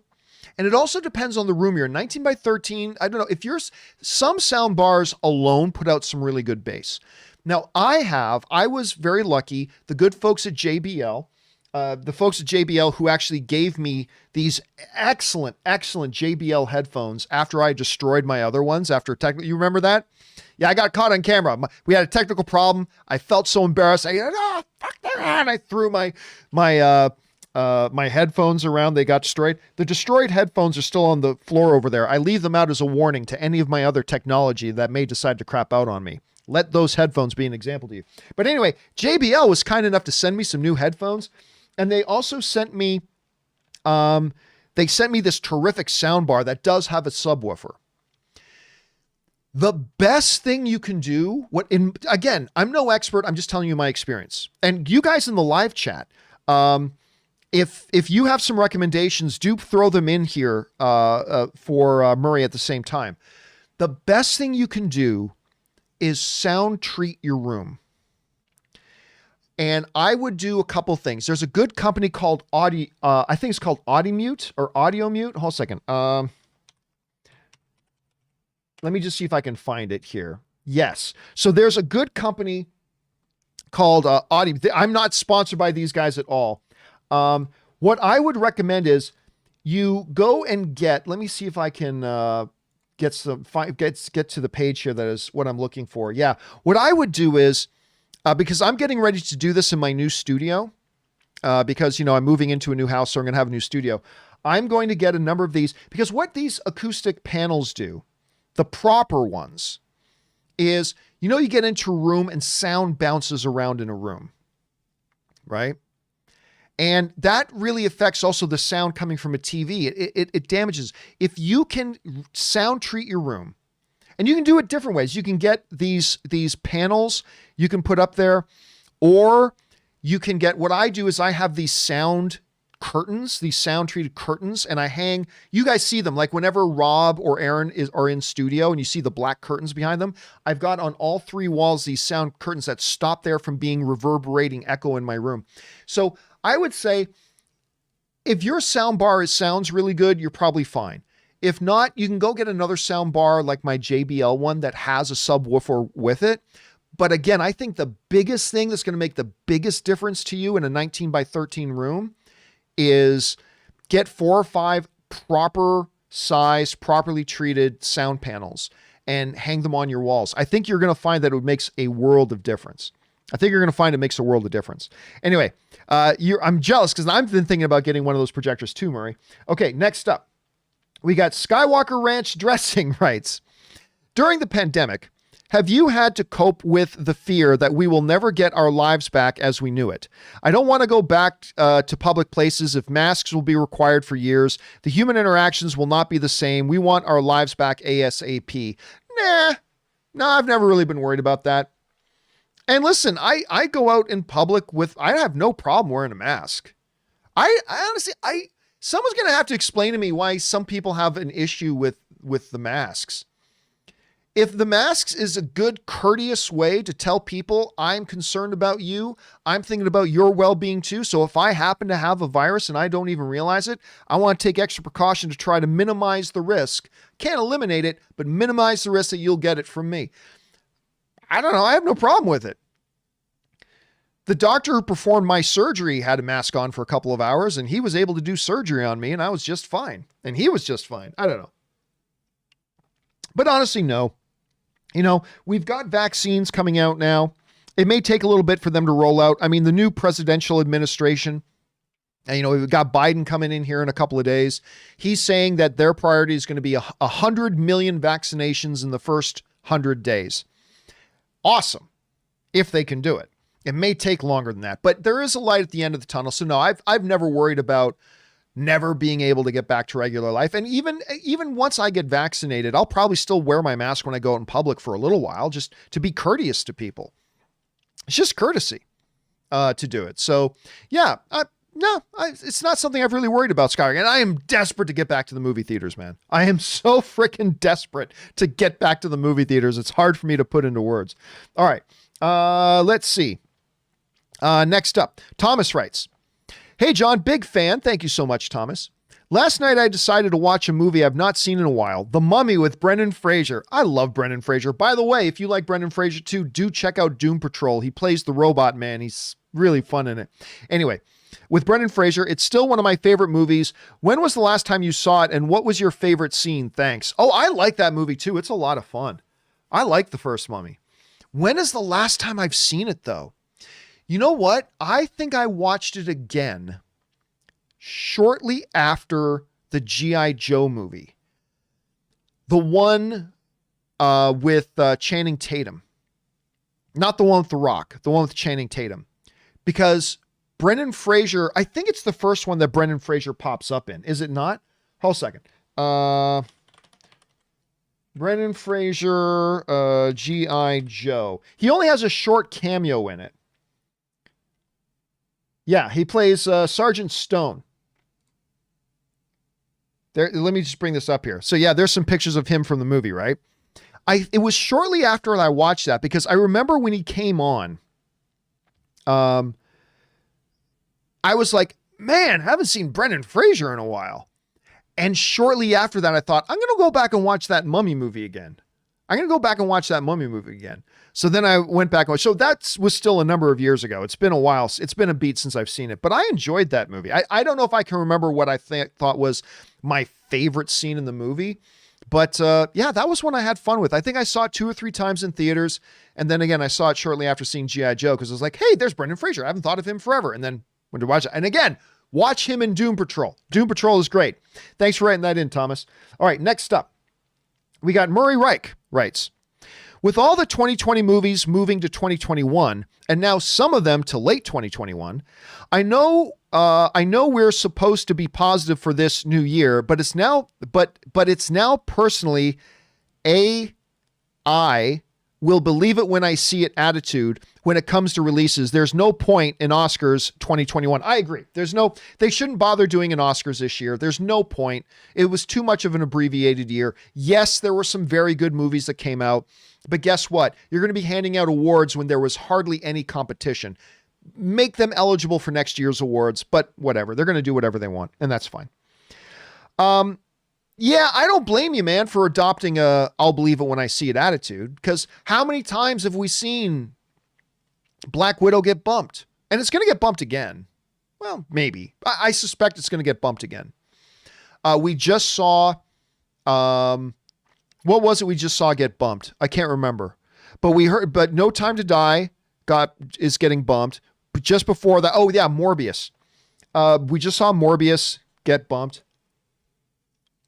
But I understood those because we do have the vaccinations coming, but like March and April is just a little too soon.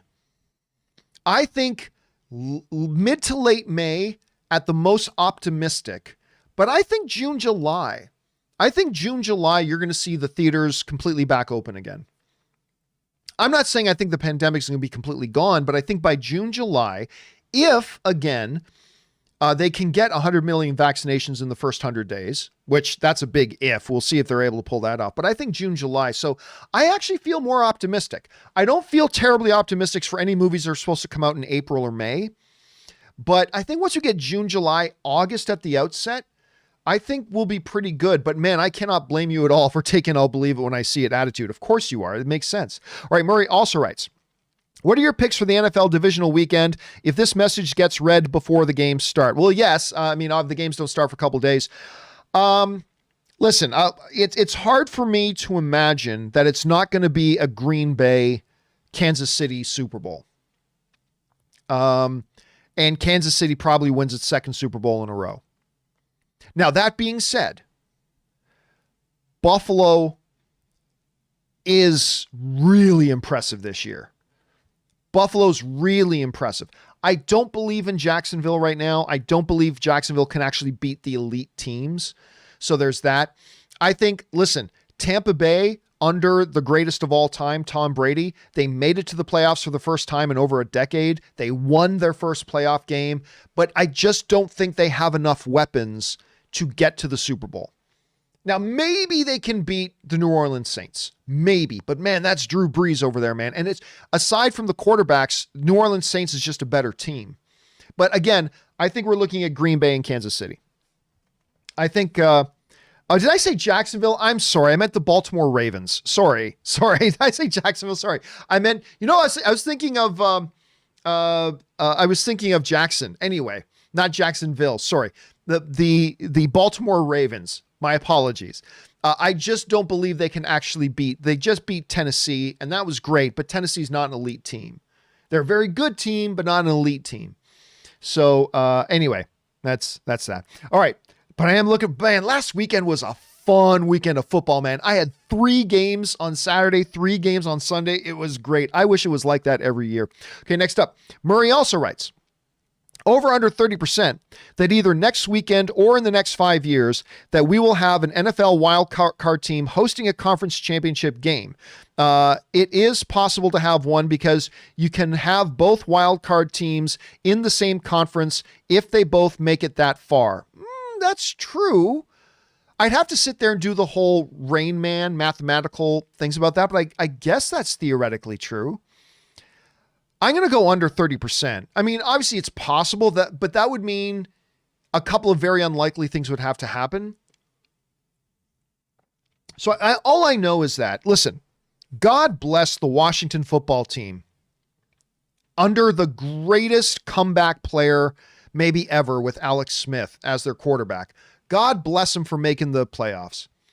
But I'm sorry, a 7-9 team should not be in the playoffs. And if they have to be in the playoffs, they should not be hosting a playoff game. I don't care if you won your pathetic division. When you're playing a team that won 10 games, that team should have the home field advantage. Just saying. God bless the Washington football team and Alex Smith. Best comeback, player maybe of all time. But yeah, that should never happen again. Okay, next up. Von Doom writes, recently saw 3 billboards outside of Ebbing, Missouri. I freaking love that movie. Liked your review. It is becoming a favorite of mine and think the U.S. can learn a lot from it right now. Seriously, if you guys have not seen 3 billboards outside of Ebbing, Missouri, you absolutely must. Hold on, let me just bring this up. 3 billboards. It is the movie that won Frances McDormand. I believe that was her 2nd Academy Award. It got Woody Harrelson an Academy Award nomination. It won Sam Rockwell an Academy Award. Sam Rockwell, actually, it's really neat. Sam Rockwell and Woody Harrelson were both nominated for Best Supporting Actor in that movie. It is brilliant. This movie is effing brilliant. It really is. It reminds me of The Last of Us 2 a little bit. It's a story about how what pain does to people and changes people, even really good people. And it's really a story about pain and the anger that comes and how that anger twists us and changes us and how we deal with it. It is a beautiful, beautiful movie. Oh my God. And it's also very funny in some parts. Frances McDormand is great. Again, she won an Academy Award for it. If you get a chance to see this movie, just make a chance to see it. It is brilliant. It is a fantastic movie. Do make sure you see it. All right. And you're right. It is a movie everybody in America should watch. It really is. All right. The $1 Million Man. Everybody's got a price for the $1 Million Man. Ha! Anyway. Okay, Ted. Well, John Boy, looks like you're going to be wrong again. My source is telling me that not only is Hamada confirming a plan for Batman Beyond, but it's Timothée Chalamet who is campaigning for the Terry McGinnis role. Say no, but execs like the property a lot. Well, obviously that's not true. But listen, I've been saying in the last couple of videos, and Timothée Chalamet will not do that. No. Anyway. But as you guys know, I've talked about this a little bit in the last couple of videos, which is for at least 5 years, I've had people telling me, oh, John, they should do a Batman Beyond. They're going to do a Batman Beyond. They're going to do a Batman Beyond. They're going to do Batman. And I kept on saying, no, they're not. They're not going to do a Batman Beyond. And I've listed out all the reasons why. And sure enough, they never have. However, what I've been saying recently is there have been 2 major developments recently. One, of course, is the success of Spider-Man Into the Spider-Verse. And I said after seeing Spider-Man Into the Spider-Verse, I don't think this means we're going to get Batman Beyond, but if the door was completely closed on there ever being a live-action Batman Beyond, I think it's just been cracked open a little with Spider-Man Into the Spider-Verse. 2, though, the second thing that's happened has been Walter Hamada came out and said that whole thing about how we're going to put out 4 theatrical movies for DC a year And on top of that, they're going to put out 2 smaller property, slightly smaller budget movies straight to HBO Max. Once he said that, I was like, there's your Batman Beyond. It didn't exist before. There wasn't an avenue for Batman Beyond to ever get made in a live action environment before. I said that for years. Turned out I was right. But now there is an avenue for it. If Walter Hamada is going to do 2, that means in 3 years, and 3 years goes by quick. In 3 years, they're looking at doing 6 slightly lesser known, slightly smaller budget projects to make movies for HBO Max directly and not theatrical. I completely believe that a Batman Beyond is a very real possibility for that. A very, very real possibility for that. The avenue didn't exist before, but now it exists. It ain't going to be Timothée Chalamet, I'll tell you that right now. But now, it never existed before, but now it does. And so I have gone from saying, no, we're not going to get Batman Beyond live action. We're not going to get Batman Beyond live action. But today, if they actually follow through with making these straight to HBO Max DC properties, why not Batman Beyond? Why not? This is the perfect avenue for it. So, never thought it was possible before because the avenue just wasn't there for them to make it a possibility. Now it does. And I think anybody who is a Batman Beyond fan, who has been wanting year after year after year in fruitless hope, waiting for a Batman Beyond live action thing to happen, now I believe is the time to have legitimate optimism that maybe it could happen. I've got no insider sources telling me that, but I just think now the circumstances create a very real possibility that they could do it. Anyway, that's just my thoughts on it. All right, next up, Stubble McShave writes, I agree with you on the return of Vader in the Kenobi series. The conversation on the Death Star was clearly referencing Mustafar, but they could address the line from Obi-Wan on Tatooine. He's more machine now than man. It was never clear how Obi-Wan knew that. Well, everybody knew that. I mean, that's the thing. You got to remember, Vader became well known throughout the universe. It took a little while. People didn't know him at first. But when this sudden Dark Lord of the Sith shows up at the Emperor's side and kind of running the show wherever he goes, it becomes very apparent who that is. It became very apparent who that is. I mean, listen, something can happen on the other side of the world, and all you need to do is get a call on your cell phone, right? There's no reason to believe that Obi-Wan wouldn't have known that. So, yeah, I think it's very, very clear that Obi-Wan, Yoda would have. By the way, Thrawn.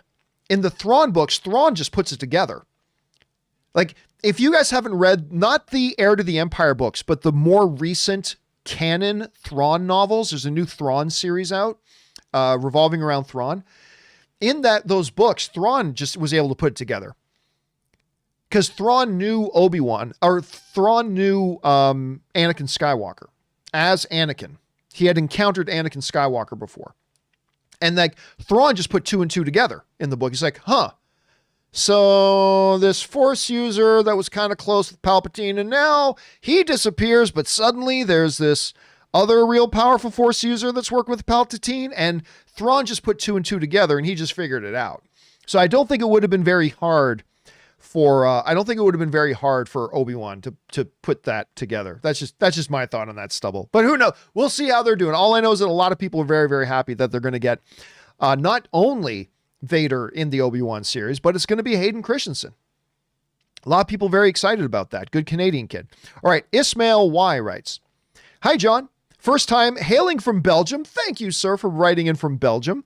I would like your opinion on the Expanse show on Prime. I began watching the first episode, but got bored with it. Then I saw your tweet praising season 5. So is it worth a watch? Thanks. P.S. Love your show. Thank you so much, Ismail. Well, listen, Expanse was a show that I wasn't watching.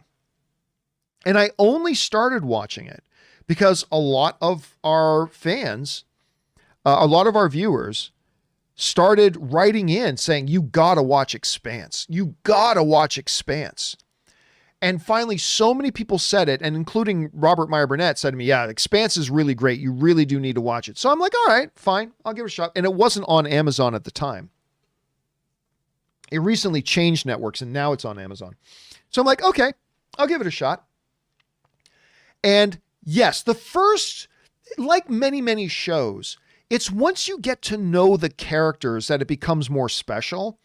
So yeah, first episode, second episode aren't the strongest episodes in the series, but they just start to lay the foundation about this wider universe that they live in. Listen, it's all subjective. Just because I love it doesn't mean you're going to love it automatically. You may not. But in my opinion, it's excellent. It's really good, The Expanse. And this season, I think, is my favorite season they've done so far. And we're only about halfway through, I think. Anyway, I would recommend give it 4 episodes. If it's not for you after 4 or 5 episodes, then go, you know what? I gave it a shot. Time for me to use my time to watch some other shows. And that way you don't have to worry about it. But I really do think it's that good. So I would say give it a shot and try it out. Okay, next up. That was this mail. Next up, The Great One writes, Amazon hinted they'll release a tidbit of info on Wheel of Time show on Friday. 2 times earlier, they've released small pieces of info on objects. Showrunner had Q&A with 10 questions at these releases. First time was on production design. Second time was on changes in the adaptation. Okay, I don't see a question in there. Yeah, I'm not sure. I have heard mixed things about this Wheel of Time thing they're doing. I've heard mixed things, so I'm not quite... I'll say this. I'm not excited for it. That doesn't mean I'm against it. That doesn't mean that I'm like, they shouldn't bother doing that. I'm not saying that. I'm just saying I'd be lying to you if I said I was excited at this point, because I haven't heard the greatest things. I shouldn't get into too many details about that, but I haven't heard the greatest things about it. But I know a number of my friends are really, really excited for it. So let's see how that all turns out. Thanks for writing that in, Great One. All right, next up, we got Parth, who sends in like a $50 tip. Thank you, Parth, for supporting the channel on that level, man. Seriously, very much appreciate that. And Parth writes, I'm a longtime viewer. Thank you for these streams. It's a great way to tap out. Shout out to my cousin for introducing me to your channel. But you didn't say who your cousin is. I wish you said who your cousin is. Oh, listen, Parth, seriously, thank you, man. Listen, it's amazing that people come and hang out with us to talk about movies and TV shows that we love. And that's always great. But that some people like you just want to write in to have kind words, just to say kind words. Thank you so much for that, Parth. And I'm glad your cousin turned you on to the show. Thank your cousin for me, since I don't know who the, I don't know who your cousin is because you didn't mention who they are. And let's see what happens. All right, next up. Thanks again, Parth. Bojax writes, 1 of 2. Hey, John, I've read all of the canon Thrawn books. Nice. And the reason he works for the Empire is because he believes working with them would keep them from turning their attention to his home work. You probably meant home world. And he believes they would have the best chance against any outside threat to the Chiss because of the resources, manpower, and sense of order are so great within the Empire. I think the Ahsoka series won't be about fighting Thrawn, but a greater threat touched on in one of Thrawn's novels, the Grisks. I don't know. The Grisk, to me, is actually the weakest part of the Thrawn books. To me, and Quirky Joe saying, leave my homework alone, Empire. Well said, Quirky Joe. To me, the Grisk is actually the weakest part of the Thrawn books. The strength of the Thrawn books is when it's just focusing on Thrawn. In particular, his relationship with 3 main principal parties. 1, Vader. 2, the Emperor. And 3, Eli Vanto, who is the Imperial officer that starts working with a young Imperial officer who kind of starts working with and gets taken under the wing of Thrawn. And it's really about Thrawn and his relationships. That's, to me, when the Thrawn stories sing. When the Thrawn books really, really work. The Grisk, I find them to be a very bad villainous race. I don't know that they'll pursue them in live action. I don't know that. I mean, you raise a good point about that. I mean, they are important in the books, but to me, they just don't work. Like the Uzang Vong from the old Legends books, to me, they're a more menacing threat, a more menacing race that's out there. You know what I'm saying? Than the Griscar. So I don't know. I got a feeling they won't pursue that, but it's a very valid observation you make. And I'm going to keep my eye open for that because maybe they will go in that direction. I don't think they will, but maybe they will. It's a great observation that I've kind of overlooked, and you may be absolutely right about that. Okay. Next up, Secret Patreon writes, I'm not going to write about how Wonder Woman 84 could have, should have, would have, or maybe have made sense. So just put this $5 towards pool chemicals at Chateau de Campea by Grabthar's Hammer. What a savings. By the way, what a great line, right? One of my favorite delivered lines by Alan ever. By Grabthar's Hammer, I shall avenge thee. I'll say, let me pull something up here. So that was from Galaxy Quest. I almost said something I shouldn't have said, but Alan Rickman, I honestly put up. Now, when people think of Alan Rickman quotes from Galaxy Quest, they'll say, by Grabthar's Hammer, I shall avenge thee, right? That's the line. But the line he says in the commercial is better. By Grabthar's Hammer, what a savings. I put that right up there with Yippee-ki-yay when he says it.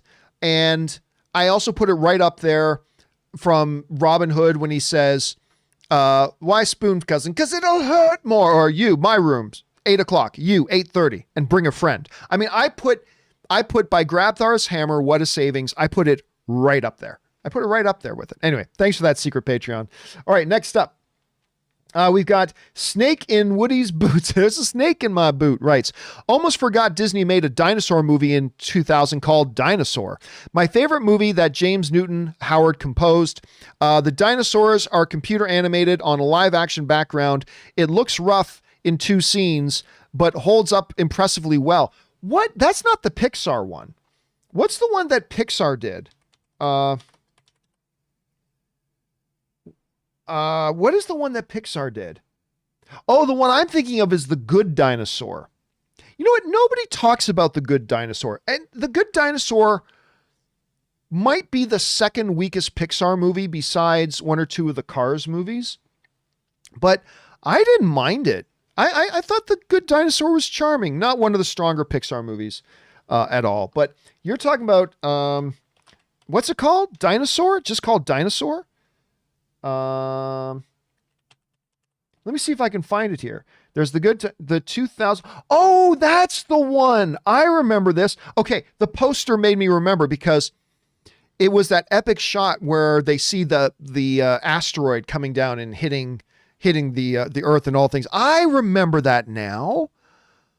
Oh my gosh. I think I saw it once. I think I saw that movie once. And I think it was partially because I was blown away by the CGI. I mean, for CGI 21 years ago, that was pretty good. That was pretty damn good. But yeah, I totally forgot about that movie, man. Thanks for putting that one back on my radar. But yeah, I think the CGI I know at the time was amazing. It was absolutely phenomenal at the time. And I wouldn't doubt if it still held up today. I mean, maybe not as top notch today, but I bet it probably does still hold up. All right, guys, just got a few minutes left here. So let's get through a few questions more. We've got Man of Tomorrow writes, one of the biggest MCU questions out there is when are the mutants going to show up? Absolutely, that is. But for me, it is, do you think when they do show up, they will finally be wearing some adaptation of their costumes, or will it be more like the Fox universe again? I don't know. It probably depends on the character. Here's the problem. A lot of the X-Men costumes are great on the comic book page, but would look utterly ridiculous in live action.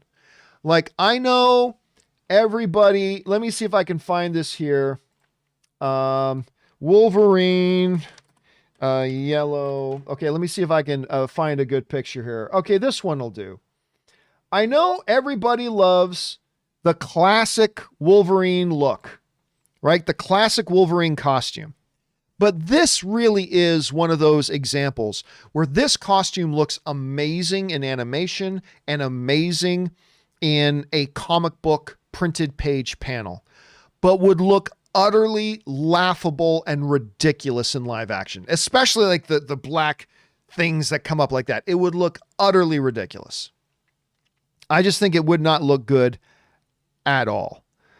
I really did prefer, and not to mention well, there have been different iterations of Cyclops' costume. There have been some costumes that Cyclops has had at different points that actually wouldn't look bad in live action. But that classic one, just the tight blue spandex, when everything, that one would look kind of really weird too. The classic Storm one also, I personally really like what they did with the X-Men. To me, it just, with the black costumes and stuff like that, to me, it just made it feel a little bit more real, a little bit more grounded, whatever. But Marvel has tried to match costumes. I mean, obviously the Black Panther costume, that's a very easy one to make look great in live action. I mean, that one translates well. They did a lot of adaptation on the Captain America costume to make it look really good, but they seem to like to do that. So my guess is, and it's just a guess, my guess is when they do bring in the X-Men 3 years from now, my guess is they will try to, at least somewhat adapt the comic book costumes and bring them into the movie. I think they're going to do it. I don't know if they should, but I think they will. So yeah, take that. All right, next up. Chloe Fanning writes, with films like The Omen and Poltergeist rumored to be cursed, along with movie scripts such as Atuk, I'm not familiar with that one, supposedly taking the lives of stars such as John Belushi, John Candy, and Chris Farley, among other actors. What are your thoughts on the subject? Oh, obviously it's ridiculous.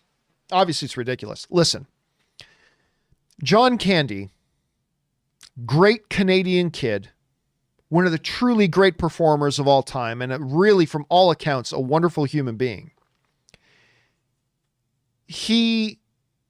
The shape he kept himself in made him not long for this world. I don't like saying that, but was anybody surprised that the former part owner of the Toronto Argonauts, yes, John Candy used to be a part owner of the CFL Toronto Argonauts football team, that he owned with, I think Wayne Gretzky was one of the owners too, and Bruce McNall. Anyway, nobody was surprised when he passed away. John Belushi was a dude who lived very hard. And I'm not blaming John Candy. I'm not blaming John Belushi, but I'm just saying John Belushi lived very hard. Lived very, very hard. And while it was a tragedy that he passed away, I don't think a lot of people at the time were all that surprised that he passed away. And Chris Farley, that dude was really unhealthy. He was very, very, very unhealthy.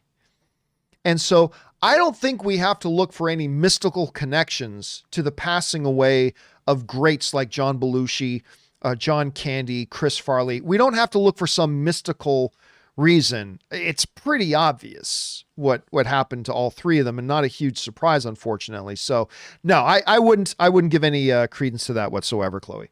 All right, next up. Oscar L writes, hey, John, the Super Bowl is next month. Yes, it is. And I'm always looking forward to the halftime show. So just out of curiosity, do you have a favorite or favorites? Thanks. Well, obviously my favorite halftime show ever was the U2 one. It was after 9/11. And U2 is my all-time favorite band. And when they brought down those huge, not curtains, but banners, they dropped the huge banners, and then they used the banners as a projection screen to have all the names of all the victims of 9/11 went up. It was powerful. That was really, really powerful. Another one, I liked the Beyonce halftime show too. That was really good. The Beyonce halftime show was great. There have been a lot of really good. I like the Tom Petty one. There have been a lot of good ones. This year, I think, who's they got? The Weeknd this year? Is that what it is? Is it The Weeknd? I think is this year, but whatever. Yeah, but the U2 one is my favorite. By the way, Questin Watts in the live chat also Prince. Prince was a really good one too. And what's her name? Katy Perry? I mean, everybody jokes about the shark thing. Yes. The Katy Perry halftime show was really good. I thought the Katy Perry halftime show was really good, but that's just me. So yes, I get a kick out of the halftime shows. All right, next up, Aaron E. writes, "Hey, John and Rob." Rob is not here right now, obviously. "I finally saw Tenet, and thank God it finally dropped in price to rent. I did not understand it for the most part, a lot less than I did Interstellar. Do you think Chris Nolan tries to outdo himself when it comes to complicated plots?" No, I don't think he tries to outdo himself in complicated plots. I do think, though, he needs to take a step back sometime and understand that your job as a director is not just to tell a great story, but to tell it well. It's not just to tell a great story, but to tell it well. And I feel like with Tenet, he lost sight of that a little bit. I also think he lost sight of that a little bit with Inception. I'll be honest with you. I know a lot of people, not Inception, I'm sorry, Interstellar. I know a lot of people love Interstellar. It's not one of my favorite Christopher Nolan films. And while the body of the film is wonderful, like what he's going for, the story, the narrative is wonderful, I feel like it was a movie where Christopher Nolan was so focused on telling this intricate and amazing story that he forgot to tell it well. And the telling of the story is that bridge between the filmmaker and the audience. And I definitely felt a bit of that gap in Tenet. Partly because there were so many scenes I had no idea what was being said because the audio mixing was terrible.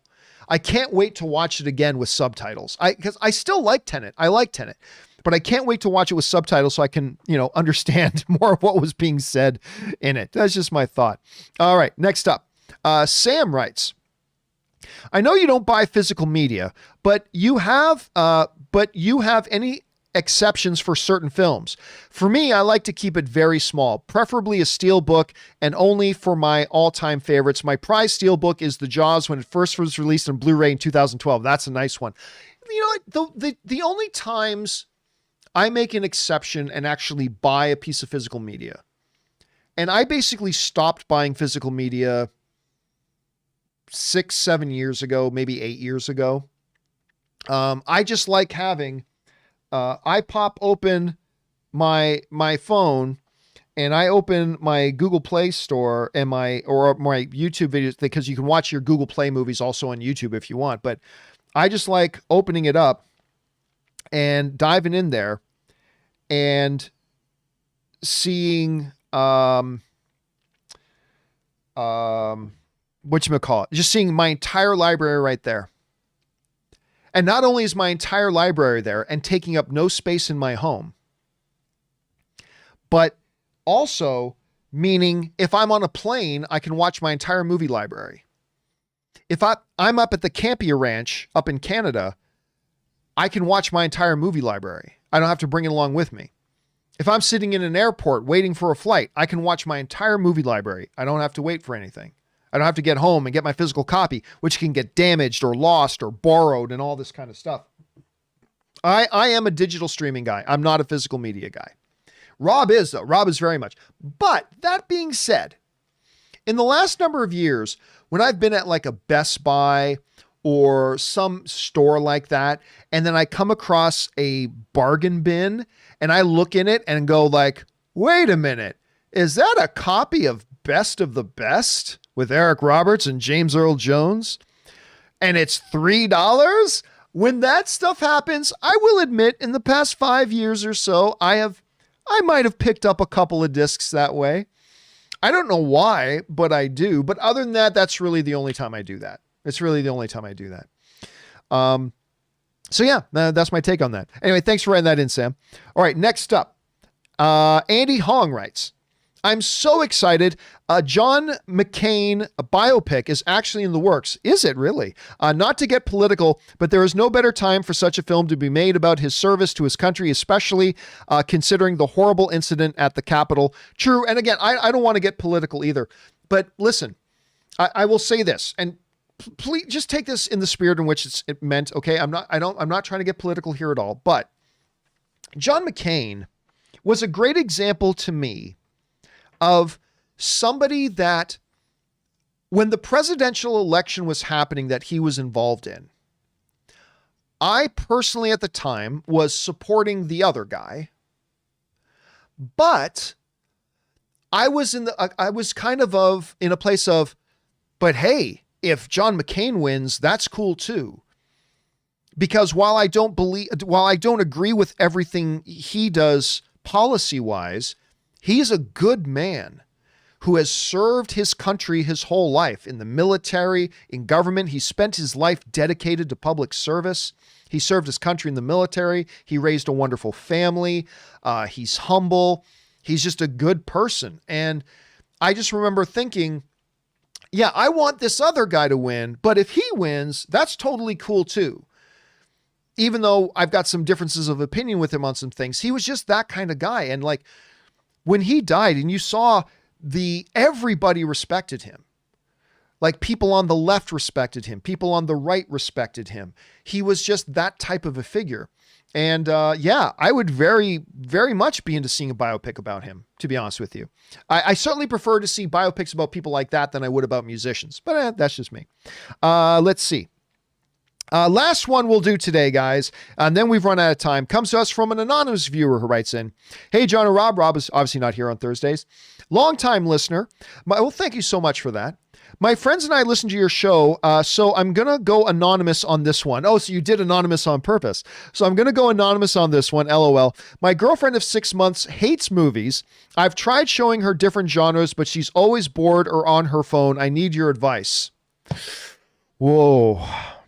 Dude, I don't think I've got a magic bullet here that's going to fix your problem. Now, listen, you got to understand, you are talking to a guy.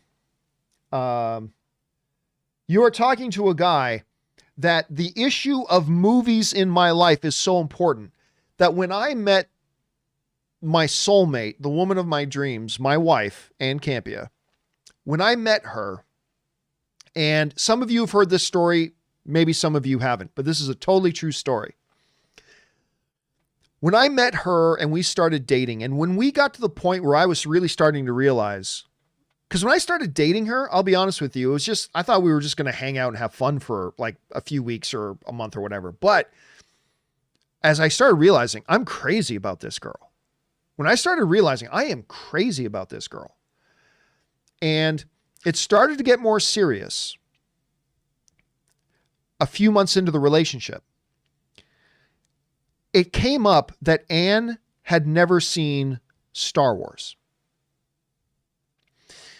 To which I had to say, time out.